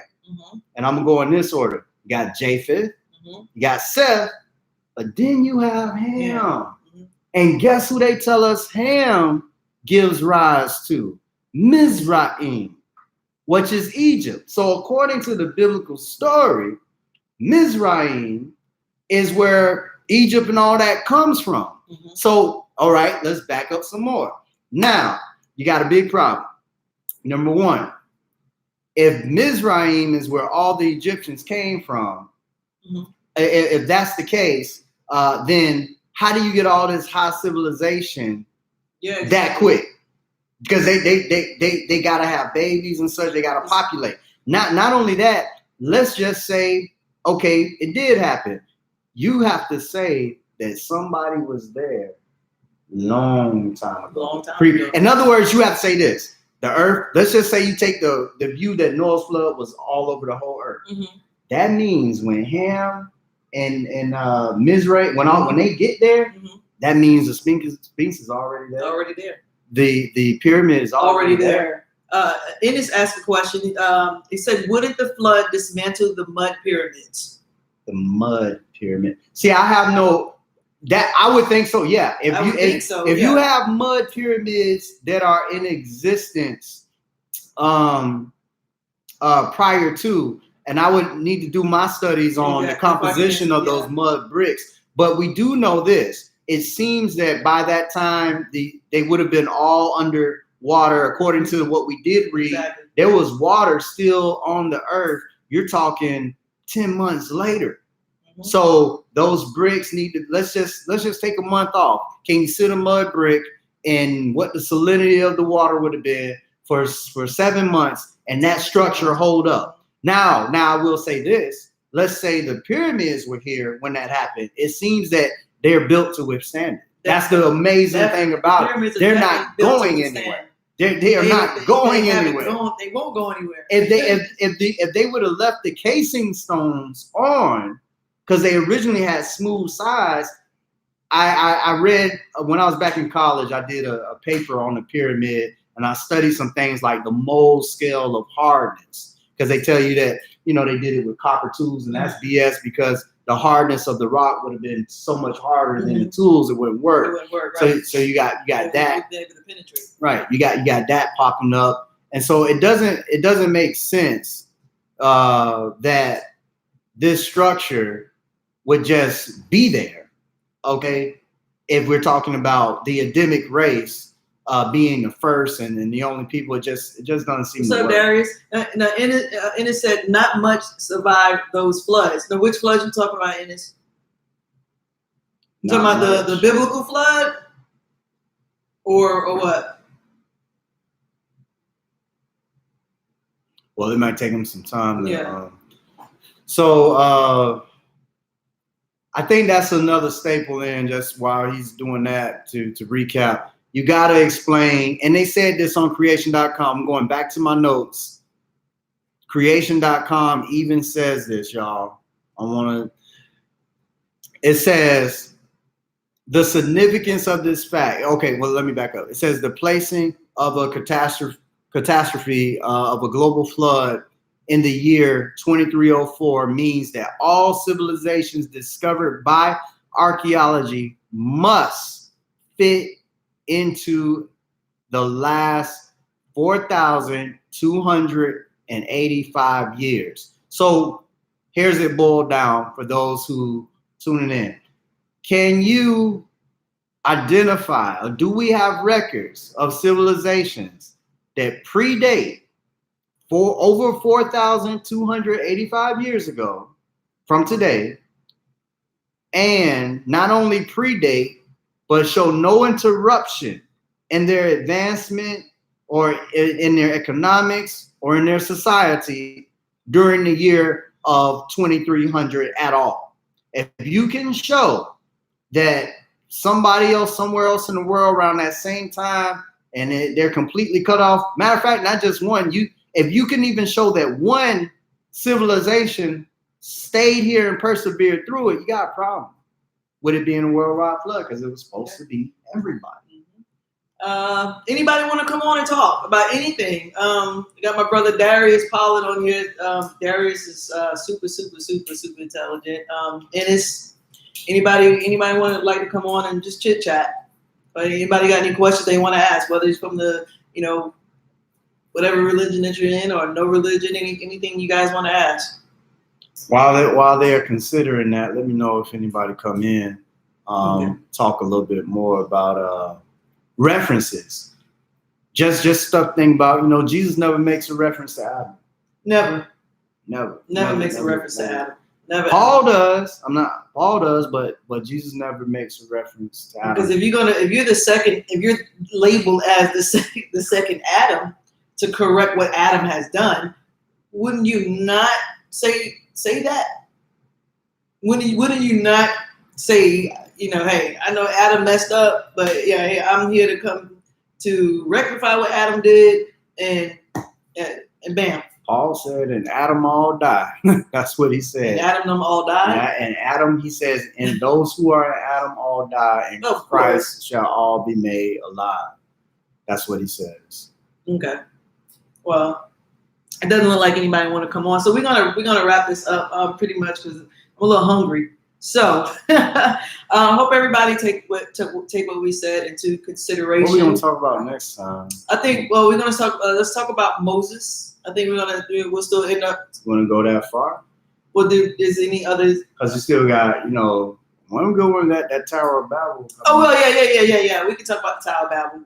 We'll do the Tower of Babel. I forgot all about that for some reason. Yeah, Tower of Babel is gonna be that's gonna be really good. So next week, stay tuned. We will definitely try to keep it shorter than what we've been doing. Just sometimes things get carried away. You just start talking and having a lot of fun. It's better when you can just come to your mind and just say it. So stay next Sunday, 11 o'clock, same time, same place. We're gonna talk about continuing on in Genesis, and we're gonna talk about the Tower of Babel. That should be really, really interesting. And appreciate y'all. Y'all check this out. Before you go, I just want to say this.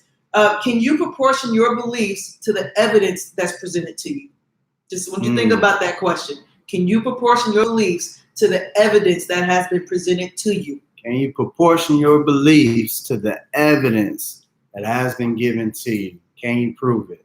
If you believe it, that's one thing. But if you got a reason for it, a logical reason, maybe you can tell us what that is. Because reasoning and evidence can always replace faith. Yeah. Because faith is not required. There's no proof for faith. But you know what they say? Religious people say this. Mm-hmm. Y'all listen, because I see, this is what I see. Religion can be a disease in the area of the mind of people. I say that because the moment we start talking about proving it in faith, somebody is going to go and pull Hebrews 11:1 and say, faith is the substance of things not hoped for, and then the evidence of things not seen. No.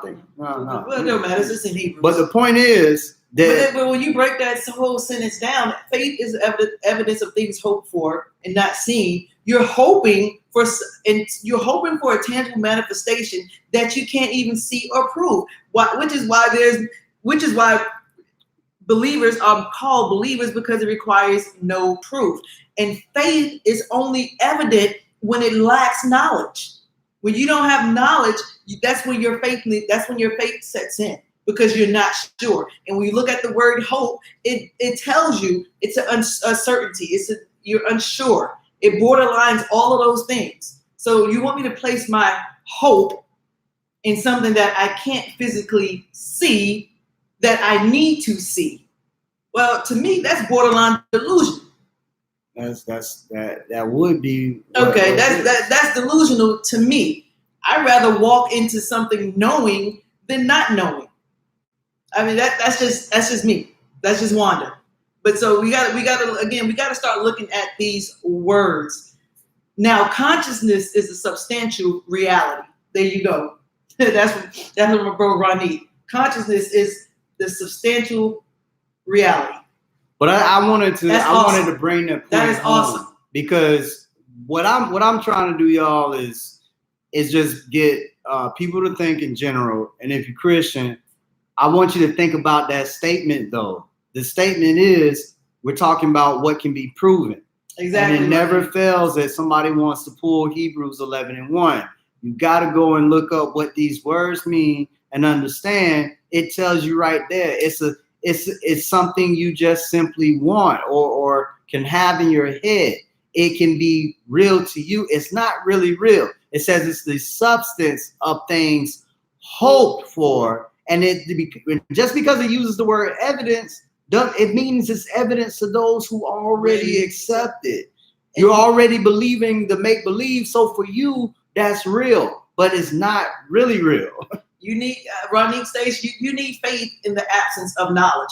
And saying your personal experiences, this was something I was going to do this week, but I might still do it. Here's my thing. We're told that we're supposed to have, the Bible says you're supposed to have the mind of Christ, the mind of God, right? Okay, so and the reason why you need to have the mind of Christ and the mind of God to have a personal relationship with this said God, right? Okay. All right.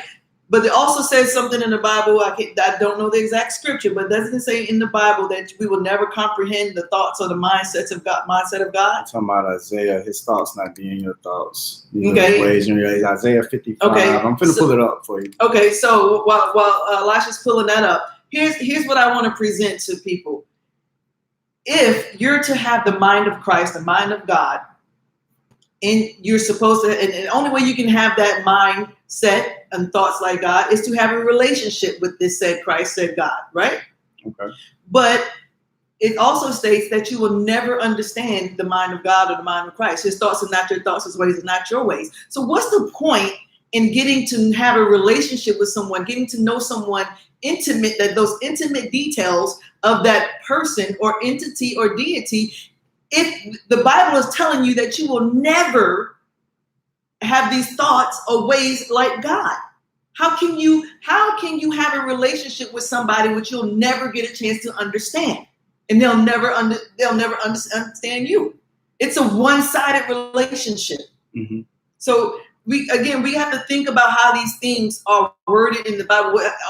All these scriptures, these different scriptures that mostly contradict each other. Well, you know, one thing that a educated Christian man told me, and I highly respect him. He has his doctorate degree and things, and I was making a point that, you know, I came up and a lot of people kept saying this Bible is easy to understand. It's easy. No, it's not. It's not easy to understand, y'all. Let's just tell the truth. And so if not when you got to go back in history, that's one of the bridges you got to cross. Not when the culture was different, you got to cross that. Not when the languages were different, you got to cross that. So you got all this stuff you have to include in your interpretation of this thing and look at it. We know it's not a one-way thing because people with all the education, I know those in the Church of Christ would like to say, oh yeah, we got it right. How can anybody say they have anything right, that this God is the only God, when someone else can make that very same claim? Someone even within the same realms of Christianity, like the Church of Christ. You grew up in Church of Christ, mm-hmm. right? I grew up in Pentecostal. Even though it's all under the umbrella of Christianity, mm-hmm. we have different belief systems even under Christianity. Right. So again, which God would be correct? Well, good. Well, okay. Which one would be correct? Even though we're still under the umbrella of Christianity, my belief system is different than yours as a Pentecostal believer than as yours as a Church of Christ We believer. should talk about that one day. That would be We awesome. should go back and forth about the how within Christianity you have the differences going on, because Church of Christ, you know, we are That is being very ignorant. what has been taught in the Churches of Christ. Once you're outside, because first of all, church, we got the right interpretation, and what we're saying is right.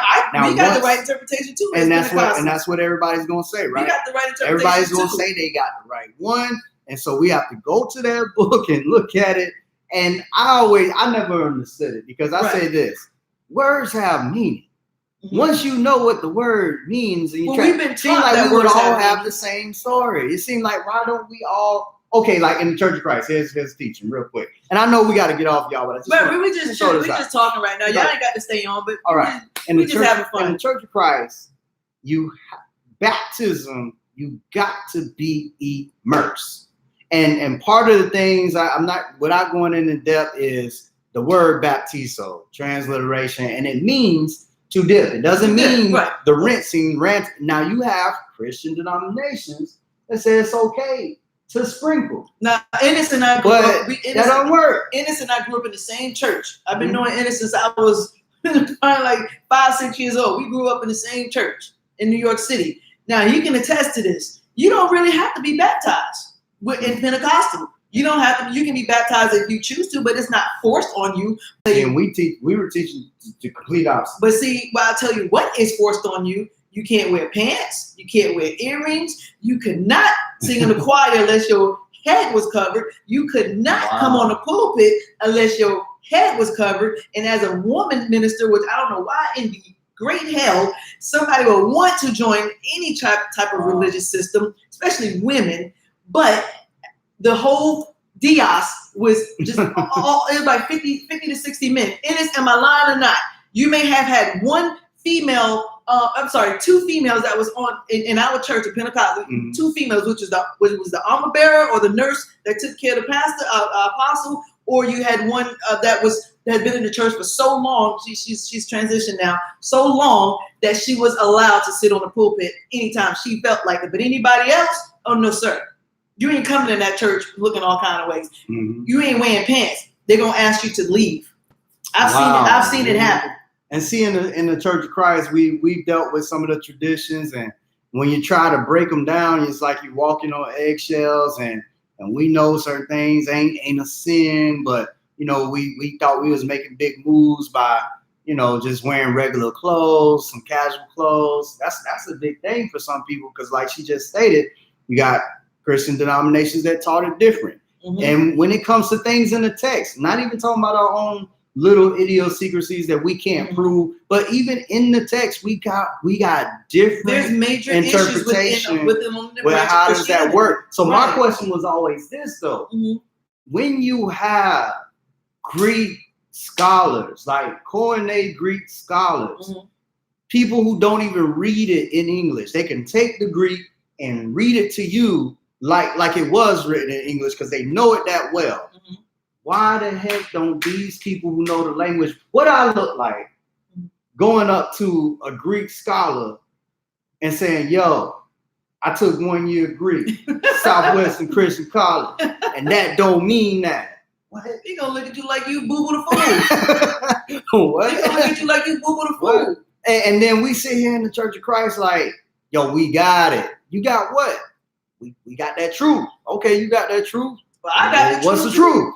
Okay, well, the truth is there's one church. Okay, I can see what you're saying, but what is the church? And then you go back to the original language, find out that the word church was no different in that day than people saying we got a meeting. We having a meeting under a certain cause. It had a lot of significance today, but you got to understand how that changed. And the way I illustrate that sometimes, you say the word gay 80 years ago. Gay men happy. Everybody good. We good. Yeah. You gay? If you say to a dude, you gay? You be like, yeah, I'm gay. We good. Okay. You can't say that today because gay means something else. I remember I was about, this was in the mid-'80s, if I can remember correctly. Mid-'80s. I was probably like 8, 9 years old or whatever.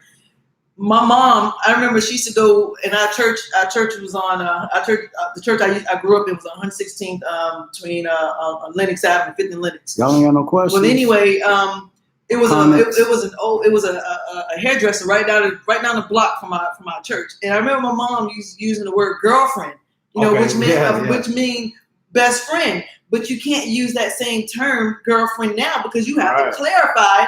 Right. Like, oh no, not like that, but like, that's my homegirl, my best friend, because you want to make sure you get that distinction so nobody will think that now that you're gay, because that word has been changed to mean something negative, which it should not. Right. Which it definitely should not, because if you hadn't had a chance to see it, I did a whole section on homosexuality in the Bible, and it's not what you think it is. So check it out. People got mad at me because I asked the question. Like, as a possibility, could people be born with that orientation? I was just asking the question. Ladies and gentlemen, what do you guys think? Could someone be born gay? I would really love to hear this. Could somebody possibly be born gay? Or homosexual? And I don't claim to have a verdict one way or another. I just know when you think about it, you got to consider all things that we know, like a hermaphrodite. What are they supposed to identify as if they have both? And then if it's a hermaphrodite who looks like a woman but actually a man, how does that work for them? That's just something to chop on. Let me see, chop on a little bit. So, well, we're gonna get out of here in like a minute or two. Yeah, y'all, we're gonna come back and talk about the Tower of Babel. I was seeing if anybody had what anybody's thoughts was. Could someone possibly be born gay? Yeah. What do you guys think? Could someone be born gay? I've talked to gay people. I have a gay relative, and I asked them about it. Okay, Roro states, I believe that you are born gay. If it's a choice, quote unquote choice, then we all are one choice away. Yeah, I've heard that. I don't know. Yeah, I like that. Yeah. If it's a choice, and it's the saying born into a sexual preference. Right. Yeah. Well, and I think it could be something internal. But yeah, I think it could be something internal that could be different because we see it when we see it in. What do you mean internal? Like they're wired differently? Like whatever it is. Like we don't know. Okay, so I don't know. I don't know. Not into biology at all. But we don't know what part of us, or I don't know what part of us it is that says to me to be straight, as in sexual versus. I don't know what that is. But okay. Well, is that a learned behavior? I was just about to go there. Is it innate? Not only is it okay, wouldn't be in the same confounds or construction that we're taught to go within whatever religion that we're in. Could it still fall under that same category? Well, see, I would say that is due to your region, your not even say your region, but due to your upbringing. Well, if it's that though, then we should not have certain people should not be homosexual, because if you look at their context, some of them come from a Christian background or that's frowned upon. They might have brothers and sisters who are not homosexual, right? And it seems to work if you say that it's coming from learning what we're taught in Christianity. No, Ian. And it's I'm not saying that it's a gay gene. I'm just saying, could someone possibly be born gay, just like someone is born a heterosexual? Yeah. Could somebody be born as a homosexual? And let me say what I'm saying. I'm not making a claim one way or another. I'm genuinely asking. Yeah, I'm asking y'all. I'm making a claim saying that I'm saying that someone can be born gay. Okay. I'm saying that someone can. The reason that I can get with what she's saying, lean that way, is because I talked with a family member of mine. What did they say? Oh, Ro said, as a kid, my folk don't be talking. Y'all need to say something. Y'all just watching. Just watching. Spectators. Stalkers now. Roro said, as a kid, you were told to like the opposite sex before you even knew what you liked. And she's absolutely right. I remember I was about 5 or 6 years old. I was always a tomboy. I'm not gay, but I was a tomboy, and so I guess because my brothers always watched us, and I was a baby, so I always stuck with my brothers. And anyway, long story short, I remember I'm about to tell my age here, which I really don't mind. But I was playing with some He-Man toys. You know, the Power of the Universe. Yeah. He-Man was really huge back then. He-Man was popular. Yeah, that was I actually had a You crush. supposed to have She-Ra though. But I actually had a crush on him. That's why I was He-Man, playing with the He-Man stuff. But anyway, my father, and I love my dad, my father got mad, was like, you don't play with those kind of toys, because those are boy toys. Yeah. I'm like, what is a boy toy? I mean, in my mind, like, I couldn't question it because I didn't want to get my ass whooped. Yeah. But but I had to go put the He-Man toys up and go get some My Little Pony stuff. Yeah. Because I didn't want to get a beating, but that just goes back to what Rowa was saying. There she goes. She on here too. I'm gonna comment over here now. Exactly. Oh yeah. Exactly. Oh, thank you, Roro. I Exactly. appreciate it. Thank you. But thank I think like she stated, we're taught to like the opposite sex when we're young, just like we're taught to go into what religion that our grandmothers, fathers, or whomever are in. We're taught to like that, whatever that is. We're taught that. Well, see, and this is my take on it. I don't know about y'all, men, women. Check this out. I didn't have to be taught that though. Like, I don't know. Maybe it was taught in a way, and I didn't notice it. But I thought it was innate. Like the orientation for what you're gonna like, it seemed to be an innate thing. Like when I saw a boy, I just didn't have that reaction. It just didn't happen. But then somebody who's gay can say the very same thing. But that's my point. It's an eight for them as well. That's my point. Okay, Could gotcha. it be because I talked with a very close family member of My mine? niece is gay. He has no She don't- reason we to don't lie to we don't me. hide. As a matter of fact, the family member I'm talking about, I brought it up because he goes to a Baptist church. I think he still supports his pastor and his pastor's teaching that homosexuality is a sin. And I was like, so how are you reconciled? How does that work? You say, well, the Bible does say it. And I was like, well, just tell me this. As your nephew, I need you to explain this to me just honestly. When did you know? And he said to me, I always knew. He said from my earliest memories, he was like, I just didn't have the same relationship or look at girls. And he was the oldest boy. There were other, my dad and some other brothers he had, but he was the oldest boy and he had two older sisters ahead of him. And this is what he said. He even did some things. He tried to suppress it, but he said he always looked that way. He ended up even getting married and later he's not married anymore. But yeah, he's openly gay man. He even had this thing where we talked about the flamboyancy of certain gay men and how that bothers him. That shit bothers me. He doesn't like that. I don't either. He says, look, if you're a man, just be a man. Yeah, he's like, I'm just a man. He says, I'm just a man who like other men. He said, I'm not out here trying to be a woman either. That becomes a learned behavior because now you're trying to learn how a woman acts and the reactions and thought patterns of a woman. Yeah, the mannerisms and everything. And I can go for both ways. A female trying to act like a dude. Yeah, so yeah. I can get with him on that. But let me go back to something you said. You said it was in the Bible. Homosexuality was in the Bible. But when they start to go back and look, homosexuality was not introduced in the Bible until 1946. The word. And it comes from the Greek word osnokoite. Right? I did a whole study. Yeah, I saw that. Right, it comes from the Greek word osnokoite because Paul, when he started to write these epistles or letters, because homosexuality, again, we'll use that word. Homosexuality was rampant in with the Greeks. That was just their thing to do. So cool, whatever.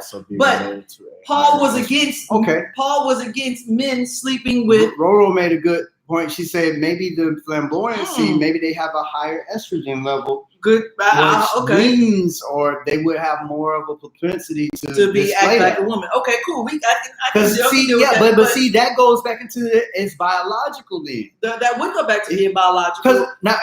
Go Go ahead. Okay, but when you look up that word, that word asanakoite, it was created by Paul. There was no such Greek word for, because we know the New Testament is written in Greek, but there is really no Greek word for homosexuality or homosexual.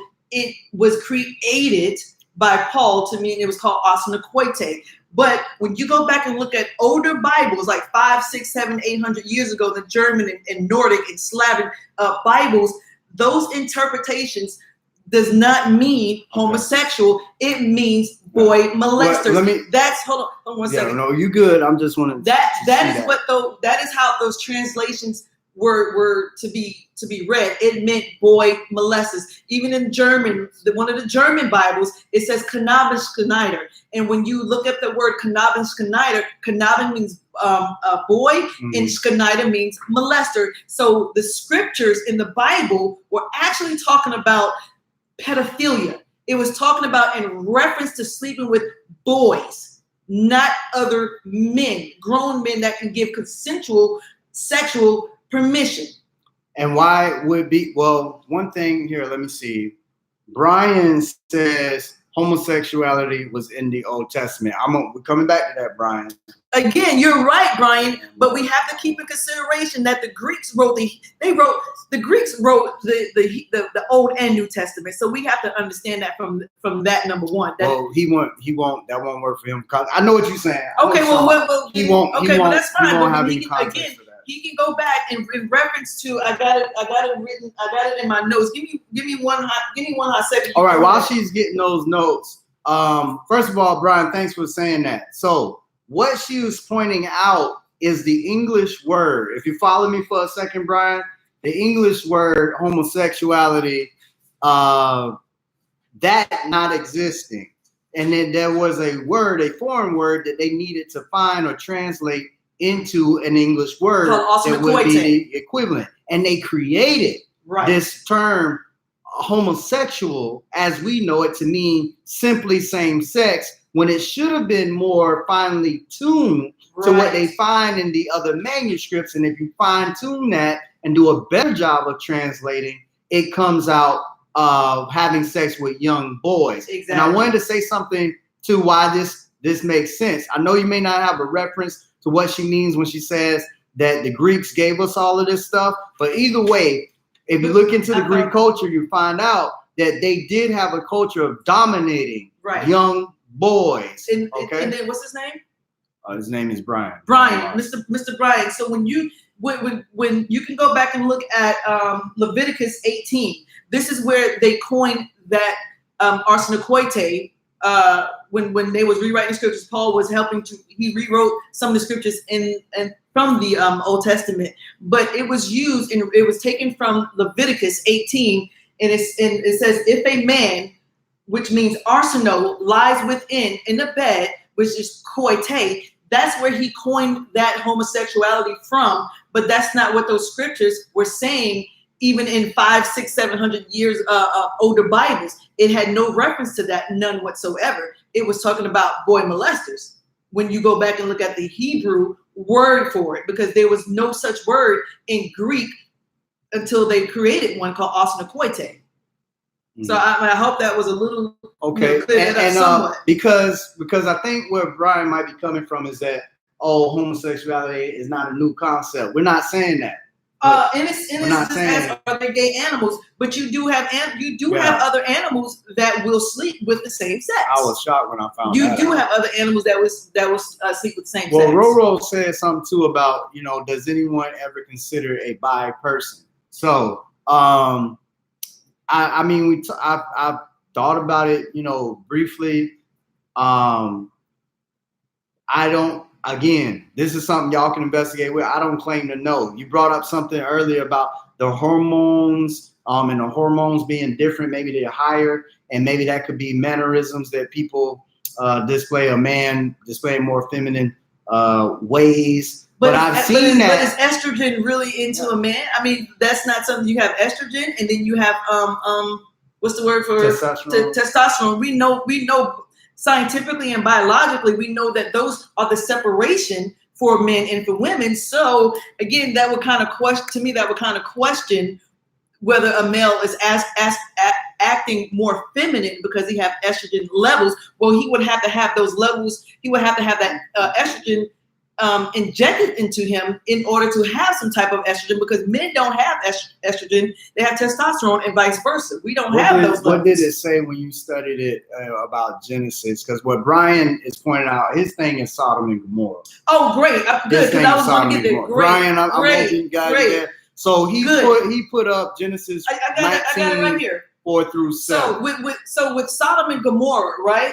This is really good. With Sodom and Gomorrah, does it even say that they had homosexual activity? Did it say that it had homosexual activity? I think that's irrelevant, though. No, it's not. No, I'm gonna tell you why. Because the Bible condemns the issue. What we looked at the language with boys. Mm-hmm. Here, it doesn't. Yeah, like these were still grown men. But here's my point. That is not in reference to homosexuality at all. Let's look at Genesis 19 very, very closely. Give me one hot second because I have my notes right here, some type of way. Okay. People will often refer to Sodom and Gomorrah as a place with homosexuality. Is that really true? Is that the real true case? I got it written down. So let me go to the Bible. Unless Elijah got it already pulled up. I got it. Right. You got it. Okay. Which one? 19. 19. Yeah, we'll start with Go to verse 1. Okay. Like you say, read. No.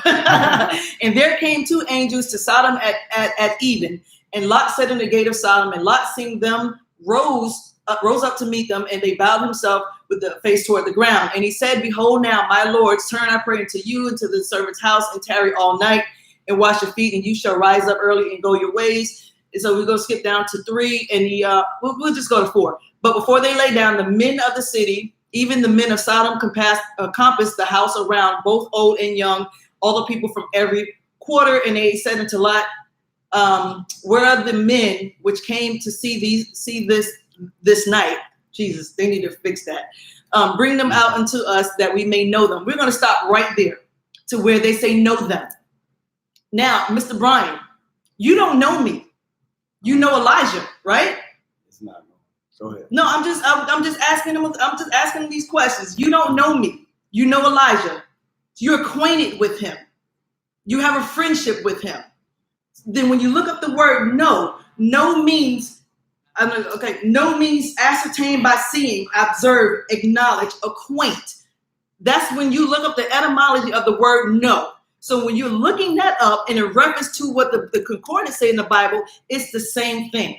They wanted to see who they were coming into their strange town, because we got to remember the mindset in the space, time, and reality where these people were. They were really, really big on hospitality.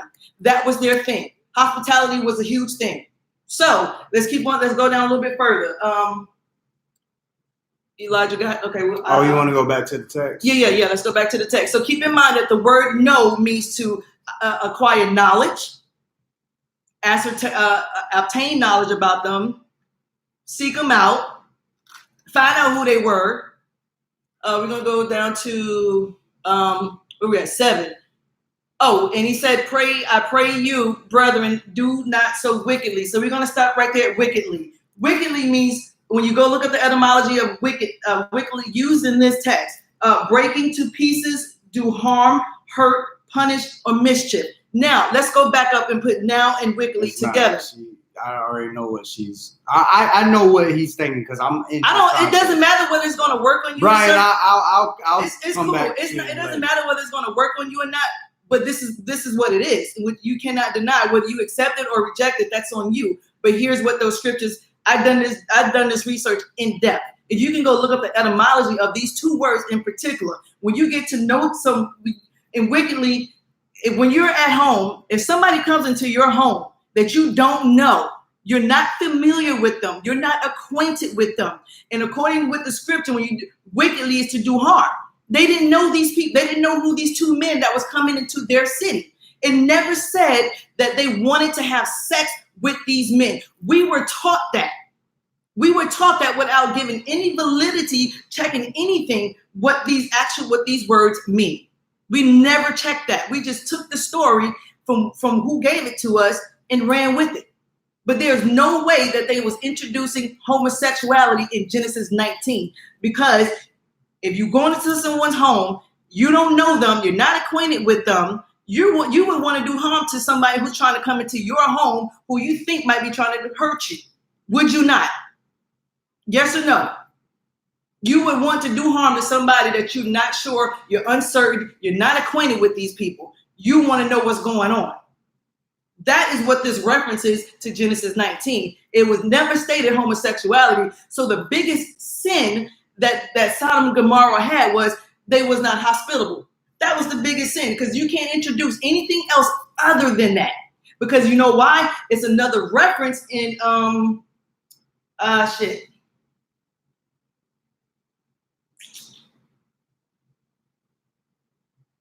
I don't know. It's another reference.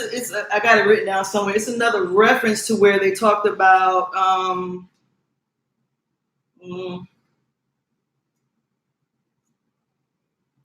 that I must be left it over there. I must have left it over there. So let me go. While you're doing that, I will go find it so I can give him that. I can give him that reference point. Okay, well, what I'm gonna say about it, and see what they're saying on we should do. Well, Brian, she has a. You can look her up, and you can check out what she did do on it. I will say this much on it.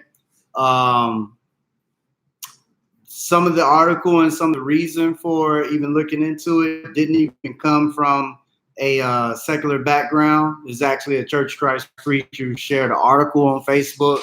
And just so happened that she was also looking into that and found some things. So I'm not going to say who it was that posted it, but it's out there.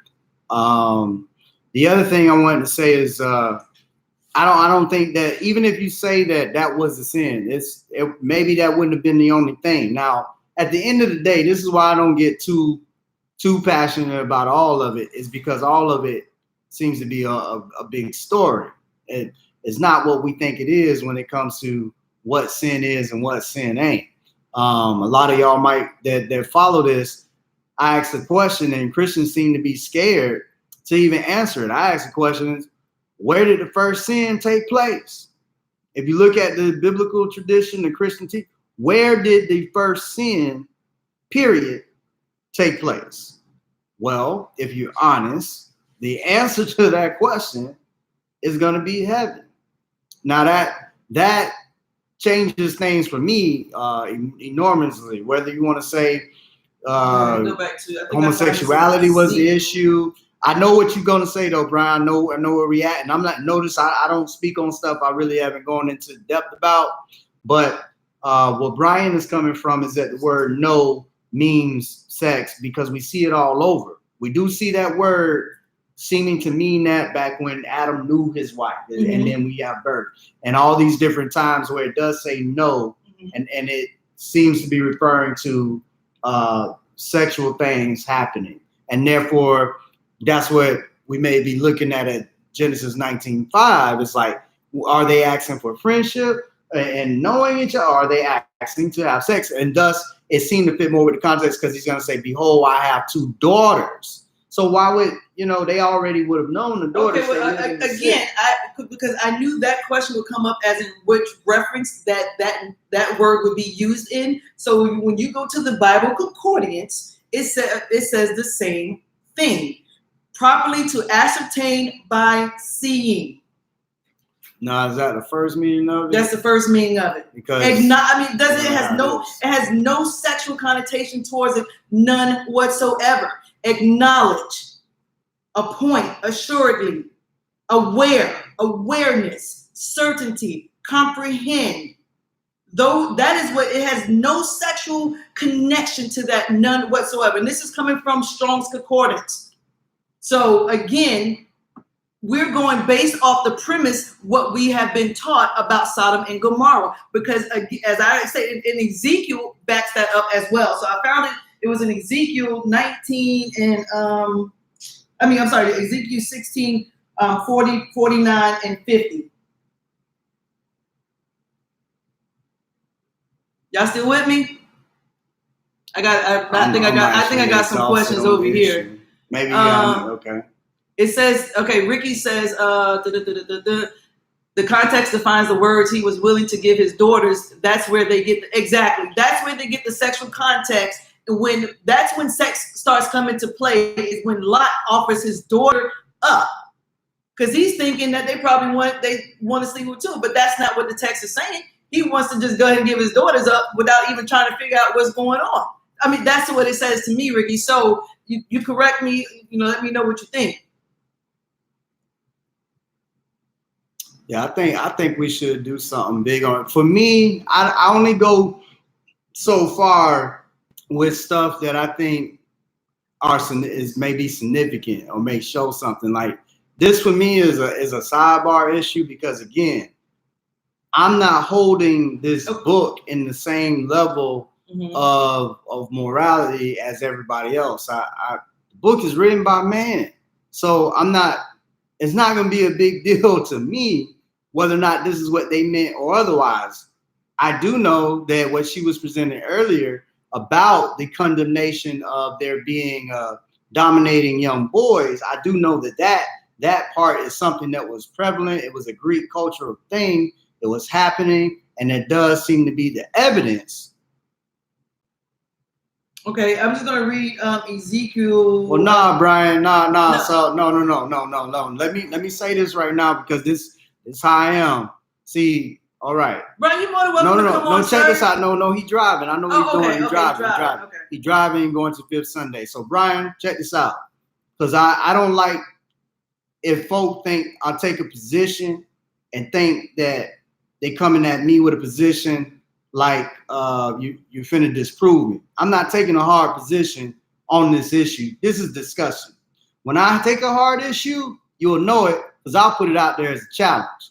Number one, Bible is man-made. Now that is a hard issue. So, about me being lucky, no, I'm not lucky. I want you to come on. I want everybody to come, because it's a conversation. That's one of the problems that exists in the church, point blank, period. You can't say anything, and everybody's judgmental because you're not supposed to use your brain. Everybody wants to be dumb and on autopilot and run around like they can really prove something that can't be proven, and then say that faith is the substance of things hoped for and the evidence of things not seen, and then say you can prove it. You can't prove what you can't see. You can't prove what you can't test. You can't prove what don't make sense logically. So this issue is actually a sidebar issue. So no, I'm not lucky that you're on your way to the field. I would be better off if you were on here, and so that we could converse back and forth. If you get free, but we were supposed to end this minutes ago.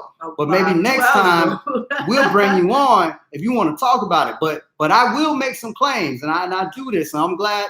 And y'all notice how my mode just changed in. I'm sorry. Let me go back into my closet. Let me come down. Check it out like this. If I take a hard issue, challenge me on that.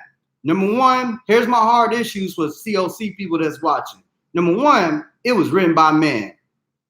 Point blank, period. You want to debate me on that. And I prove that.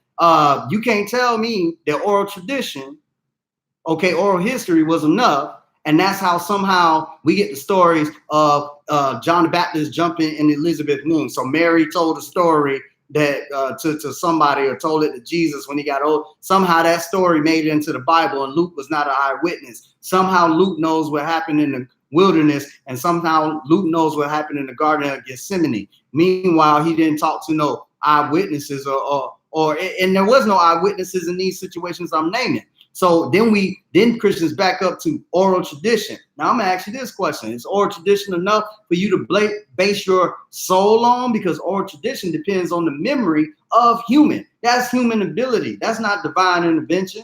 You can't do it. So that's a hard issue. So you want to. That's the issues. That's why I take a position. Everybody want to get at me about something.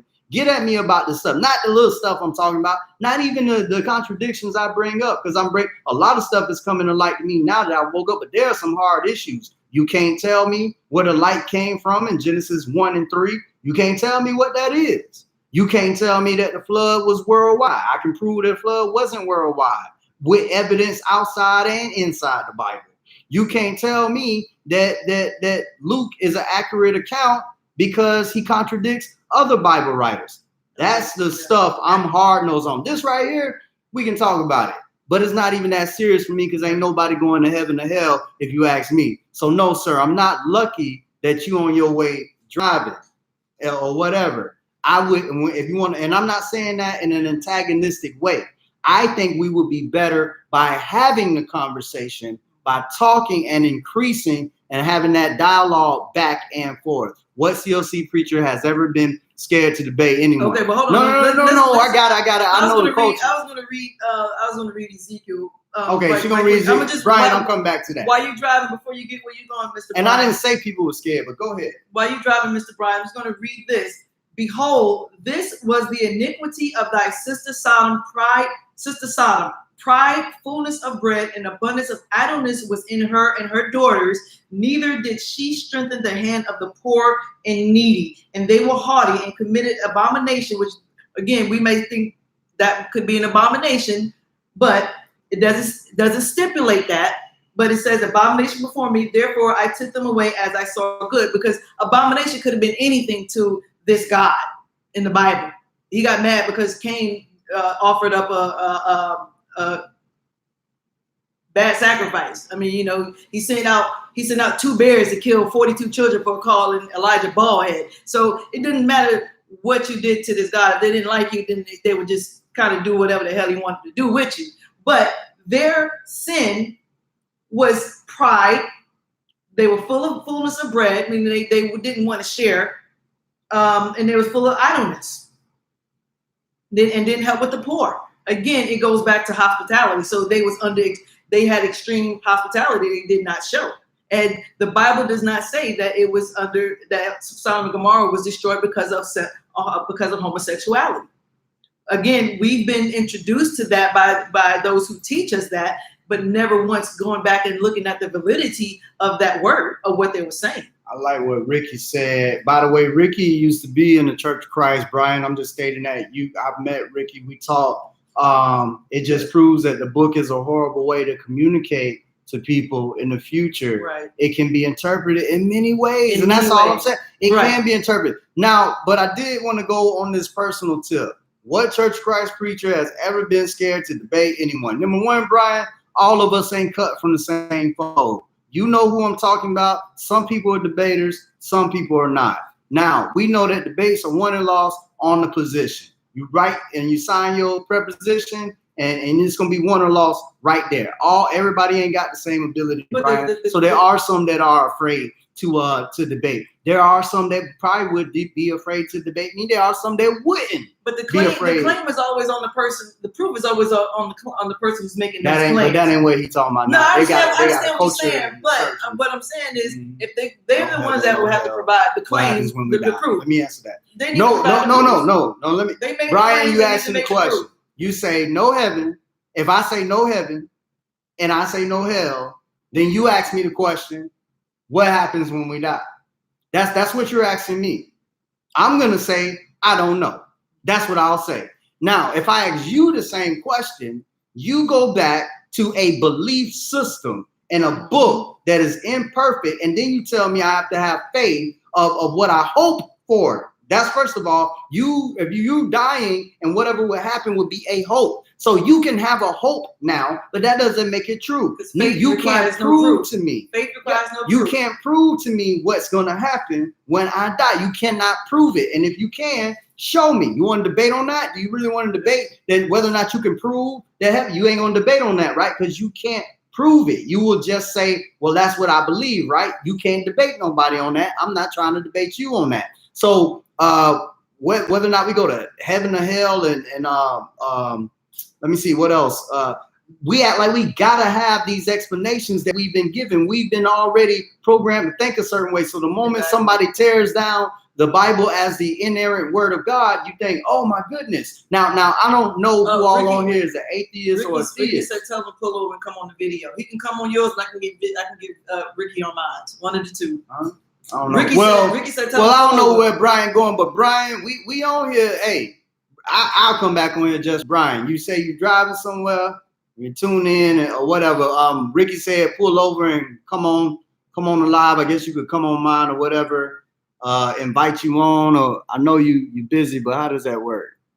Let me Yeah, see. you put that button right there. Wait. That's not it. Go down. All right. It should be like a green. It should be a green button. Yeah, it's should be- not. It's not It on should your be a website. green It button is right there. It's right That here. one. Yeah, mine is green because not it's green.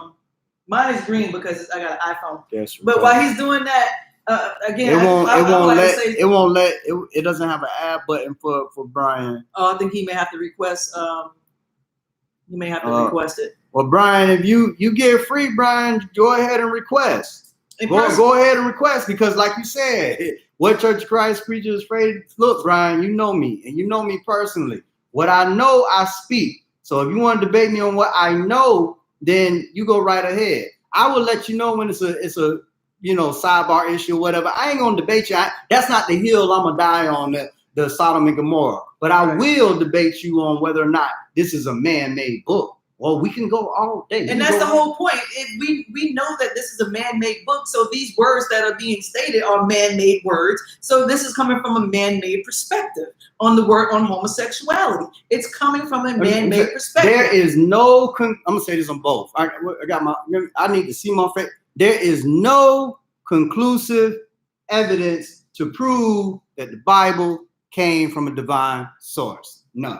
And if it did come from a divine source, this divine source got some pretty hefty explaining to do, because it's some real shitty things in this Bible that God has authorized. The biblical Christian God has authorized. Let me put it that way, because we have people that of different faiths, of different belief systems, or different religions. They have the Quran or the Bhagavad Gita or all. Yeah, it's all kinds of stuff. All of that stuff. You just got to automatically believe they're wrong. Now, they could be born into it. They don't know anything different. No. And okay, Brian, that's another thing. Watch this. You want to talk debate material? Here's some debate material for you. All people, right? John 14:6. Anybody that comes to the Father got to come through Christ, right? Exactly. And I can establish of a fact that everybody that's died ain't heard this story, Brian. They ain't heard. So do they go to heaven or do they go to hell? And don't tell me that that's God's business, because he made it our business when he so-called employed us to do evangelism. That means I have to be concerned about it. We can introduce that the slaves, did they know Jesus Christ when they came over to the Americas? Yeah, right. I mean, wasn't no way. And some of them jumped off the boat. Some of them didn't even Matter make of fact, we can go beyond that. Let's go to the Old Testament, because all of those in the Old Testament. Well, that again, right there. See, I know the argument. I understand. See, Brian, how I do. I'm gonna back up on that. I understand the argument too, because I talked to you about this before. But that still doesn't prove anything. That scripture will not prove anything. It just works with their doctrine. It works with their doctrine. But and for those of you that may not have heard that, talking about those who died pre-crucifixion time. But I'm talking about post-crucifixion, after, and everybody got to hear. You mean to tell me? Let's just say he died on a Friday, got up on a Sunday. Isn't that 2 days old? Monday morning. That's 2 days. Anywhere in the world, talk about the face of the earth, right? Unless we're talking about a local place, maybe, but we're talking about the face of the earth. Monday morning, Monday sometime, somewhere in the world, anybody died? Because they ain't heard of this story yet. Remember the date and the times we're talking about. How long would it take the story of Jesus dying and resurrecting on Sunday to make it to the Americas that we know were populated at that time? And the Mormons will tell you some crazy junk. They'll say he died, buried, resurrected, then teleported over here in the Americas and brought them the gospel. That was their belief. That was their belief system. And they believed that. That was their belief system. And watch this. Their belief system would work. That would work better than saying he just disappeared from earth, because we know there are people that have to die. Now, here's the contradiction. Just in case, I'm going to give you the word before you even debate me on it. So go find the answer and bring it back to me. Maybe there's no debate here. So here's the issue. They died after the cross. Monday morning, they ain't heard no gospel. God said through Jesus, because Jesus said, I don't say anything that the Father don't tell me to say. So that means that the Father told him, hey, can't nobody come up here to see me unless they come through you. So what about the people that don't come? Well, they can't come up here to see me. But wait a minute. But see, here's my thing. But again, you have other religions who say that Christianity, the biblical God, is not of course, not the correct God. We know that. But I'm not gonna call anyone's name, but we were kind of going back and forth talking yesterday. He said that his religion came before Christianity, which I know for a fact that doesn't fit the timeline of that particular religion. But if he's saying that his religion came first, then and his God is the one and only The true Sentinels. God. She then being how- funny. how the She heck- being funny. She said them Sentinels told them. And she being funny. Because, okay, if y'all don't know, hey, Roro hey, likes to I play mess devil- with she you. loves to play devil's Hey, the advocate. Sentinels told them. Okay, so I like what she said. But my whole point is, no God has ever come down from any religion, any faith-based system and said, this is what you need to do. Because just like Church of Christ is making that claim that God is the one and true God, then somebody from the Islamic faith can make the very same claim. Someone from Hinduism can make the very same claim. Someone who's a Buddhist can make the very same claim. And what Church of Christ folk are mainly saying is not so much, we'll say other religions other than Christianity have a different God. They'll say that in the church, but they just believe that people that are like Baptists or Pentecostal, that they worship kinda the same grabbed it in. God. Yeah. No, they believe they worship the same God, but they in the church they believe their doctrine is Exactly, wrong, Ariel. and therefore everything else, they're Again, missing that the goes mark. back to the premise of what you've been indoctrinated to, Mhm. because you came up in Church of Christ. I came up in I lost my train of what did I come up in? Pentecostal. I came up in Pentecostal, even though it's under the umbrella of Christianity. We have different belief systems. But yo, I gotta address what Roro. That's just funny. So she brought up the Sentinels. Some people may not know who they are. Y'all remember? I think it was last year. A Christian missionary. God spoke to me. Prove me wrong. That God spoke to me. You can't do it. Prove to me. So last year, supposedly a Christian missionary, a white male, was gonna go to the Sentinels or the Sentinel Islands Exactly. and bring them Jesus, right? So he paid a That's a good fisherman to break the law, and then to break the law to take him over there to Sentinel Island so that he could evangelize these people. Well, you know what he got for all his efforts? He got a few arrows. They were banging on. The white dude. Oh yeah, you ain't coming over there. So check this out, though. Check this out, though. They haven't been touched, and they believe they've been there for probably about 50,000 years. I'm not sure how they test that, but even you got that as some evidence, and then you got the Aborigines. I mentioned them in Australia. They might still actually have people that were alive right now that remember when the settlers came. And even if you're in the Church of Christ, you don't believe that they were brought the true form of Christianity, because Catholicism had the money and the resources. They went everywhere. Exactly. Who from the Church of Christ? Who from the Church of Christ taught them people? So what happens here is you cannot get around people dying and not having heard the Jesus Christ story. If you can't get around that, now you got a contradiction, because I didn't say this.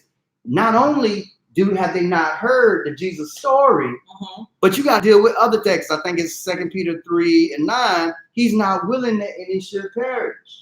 But wait a minute. So he got to let me hear the story. But we know people didn't hear the story. Everybody you can't reconcile that. Some people perish. A lot of people perish. And so you can't reconcile that. Aware. What do you mean aware? And then let's also be clear that one's personal experience. By the way, Brian, I know you, bro. No, all love, man. I know I don't know you, but I know my you swag. I know you, Brian. You know me. We good. And personal experience does not quantify you saying that your God is the true God, because again, that can come from this claim from someone of a different faith, of a different religious belief system, can make the very same claim. That does not quantify that your God is real. I can say Mickey Mouse is my personal savior, Lord and Savior Jesus Christ. I think, yeah. I can say Mickey, but you would have to prove me wrong that Mickey Mouse is not my savior. I feel that Mickey Mouse is my savior. You cannot tell me any different. I was in Vegas about a month ago. Guess what? I saw Whitney. I saw Frank Sinatra. I saw Elvis. I saw Lady Gaga. And right now, you see Michael? No, y'all can't prove me wrong. Mike? I didn't see Michael. I saw Prince though.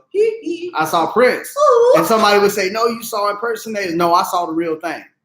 You can't tell me no different. You can't tell me no different. That's what I saw. That might have been my first experience with any of these. That's what I saw. That's who they say And they check were. it, That's you what may I have saw. seen them on Rodeo Drive, but I may have seen them on Slauson Avenue. Yeah. You have, and then again, you still They can't, were in more than one place at the same time. you can't prove to me that I'm incorrect.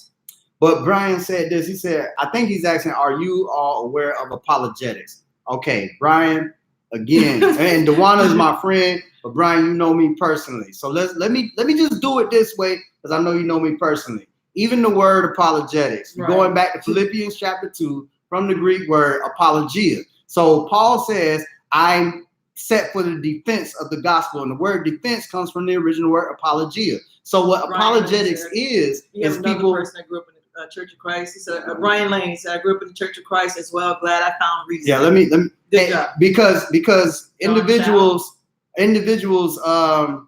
man, I'm losing my train of thought. Hold up. He said that it goes back to defending your faith. Okay, so in Philippians 2, when you talk about apologetics and Paul giving a verbal defense, here's the thing about this verbal defense and apologetics. One thing about apologetics that I've noticed, sometimes when they encounter a biblical problem, they don't give the answer.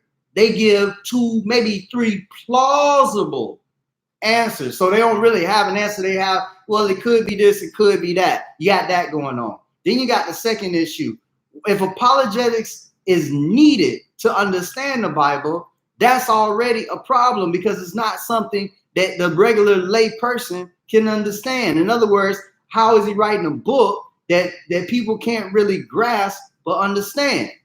It's not making any sense when you consider all the evidence and you bring certain things into the same cognitive space. And what I mean by bringing them into the same cognitive space, you could be talking about faith and we could be preaching. And Brian, you know this, we could be preaching. We could talk about, yeah, you know, there were 8 souls saved. And just like there were 8 souls saved by water, you got to go ahead and get baptized in the water. Because when you get in the water saves you. But never stopping to think, well, when I'm wearing my scientific hat, yes, about, so many thousands of years ago, and that the kangaroos, they are only there in Australia, and they don't populate or we don't find kangaroos anywhere else. Now, when you bring that knowledge into the same cognitive space with a sermon you just preached that's true about the flood, guess what? Contradiction time. Problem. Trivium time. Because now you just got true information, something else you thought was true. Now you got to get understanding. Exactly. When you put those two in the same space and try to get understanding, this bull crap about 8 people being on a boat, even if they were, this thing about it being a worldwide flood, no.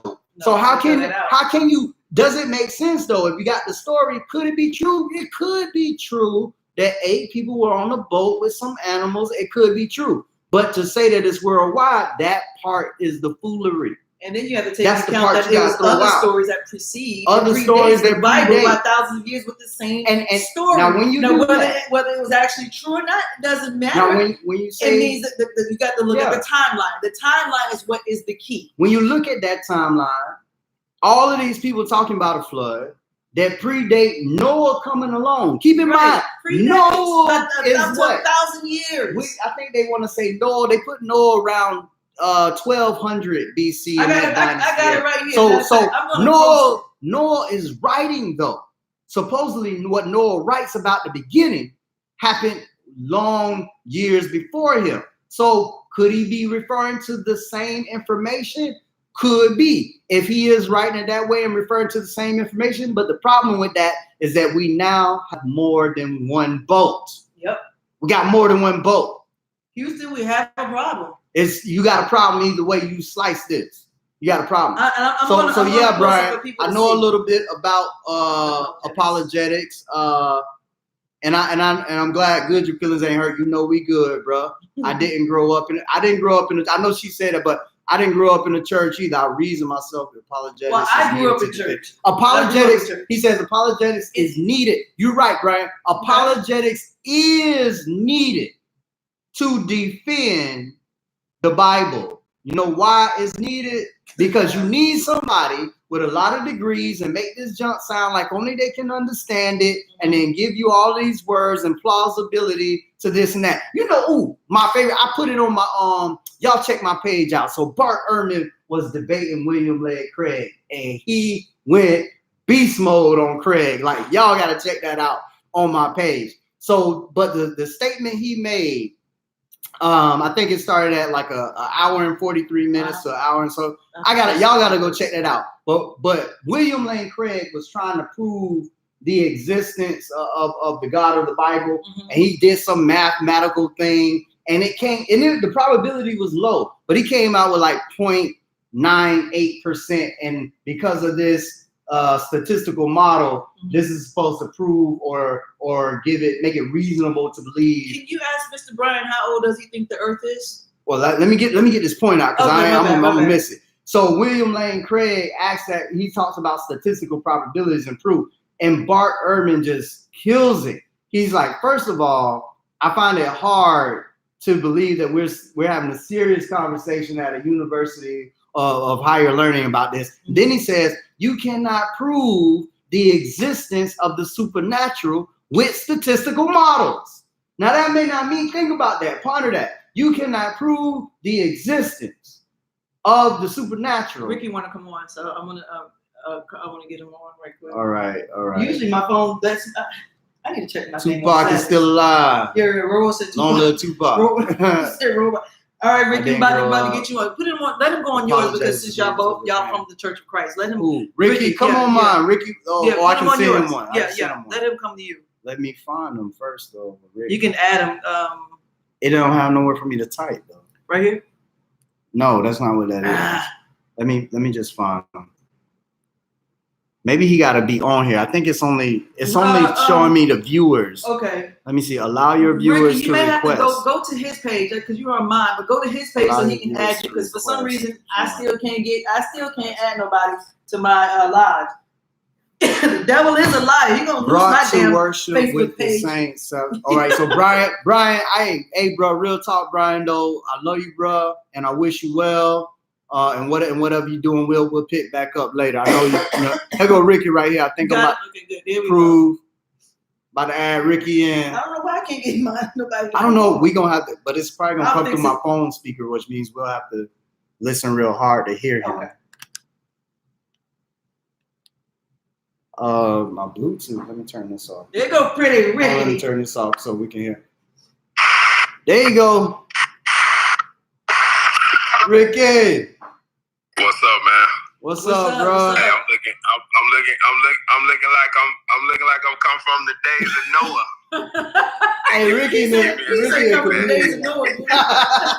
you just got off the boat, Ricky. I'm looking like I was living back in the days of Noah. You just got off the boat. You know you gotta get that bottle when you get off the boat. You gotta do it like Noah did. You gotta get that bottle when you get off the boat. Hey, you know what? Even if I, you know what I'm saying, even if I was alive during the days of Noah, you know, Noah's daughters would still be, you know, I would have to like get them. Well, he only had 3 sons, so I guess you know the one of the wives. Yeah. Well, D coming back. I know you. I don't know how much of it you heard, but I'm glad you on here. It was good when I met you up in Charlotte, because it's very rare that I meet a lot of people who have any experience with the Church of Christ. So people don't normally understand how I roll with these scriptures and how serious it is that you, from rote memory, understand what these scriptures are. So certain arguments I don't go deep into, or I make sense of it from that context. So somebody a while ago accused me, oh, you just keep bashing the Church of Christ. You ain't talking about Islam and all. I'm like, yo, I wasn't a Muslim. Exactly. I don't know about that. Too much about I that. speak from the context that I know. Exactly.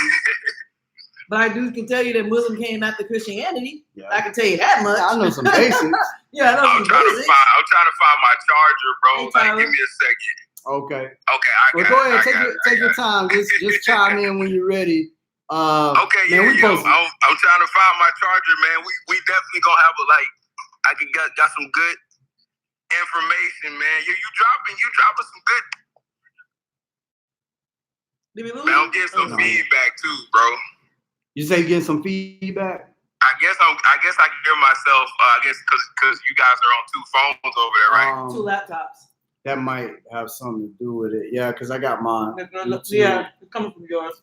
Let me. I'm gonna get off my stream on YouTube. I'm gonna just end it because we were supposed to end a long time ago. So I'm gonna end Okay. in that.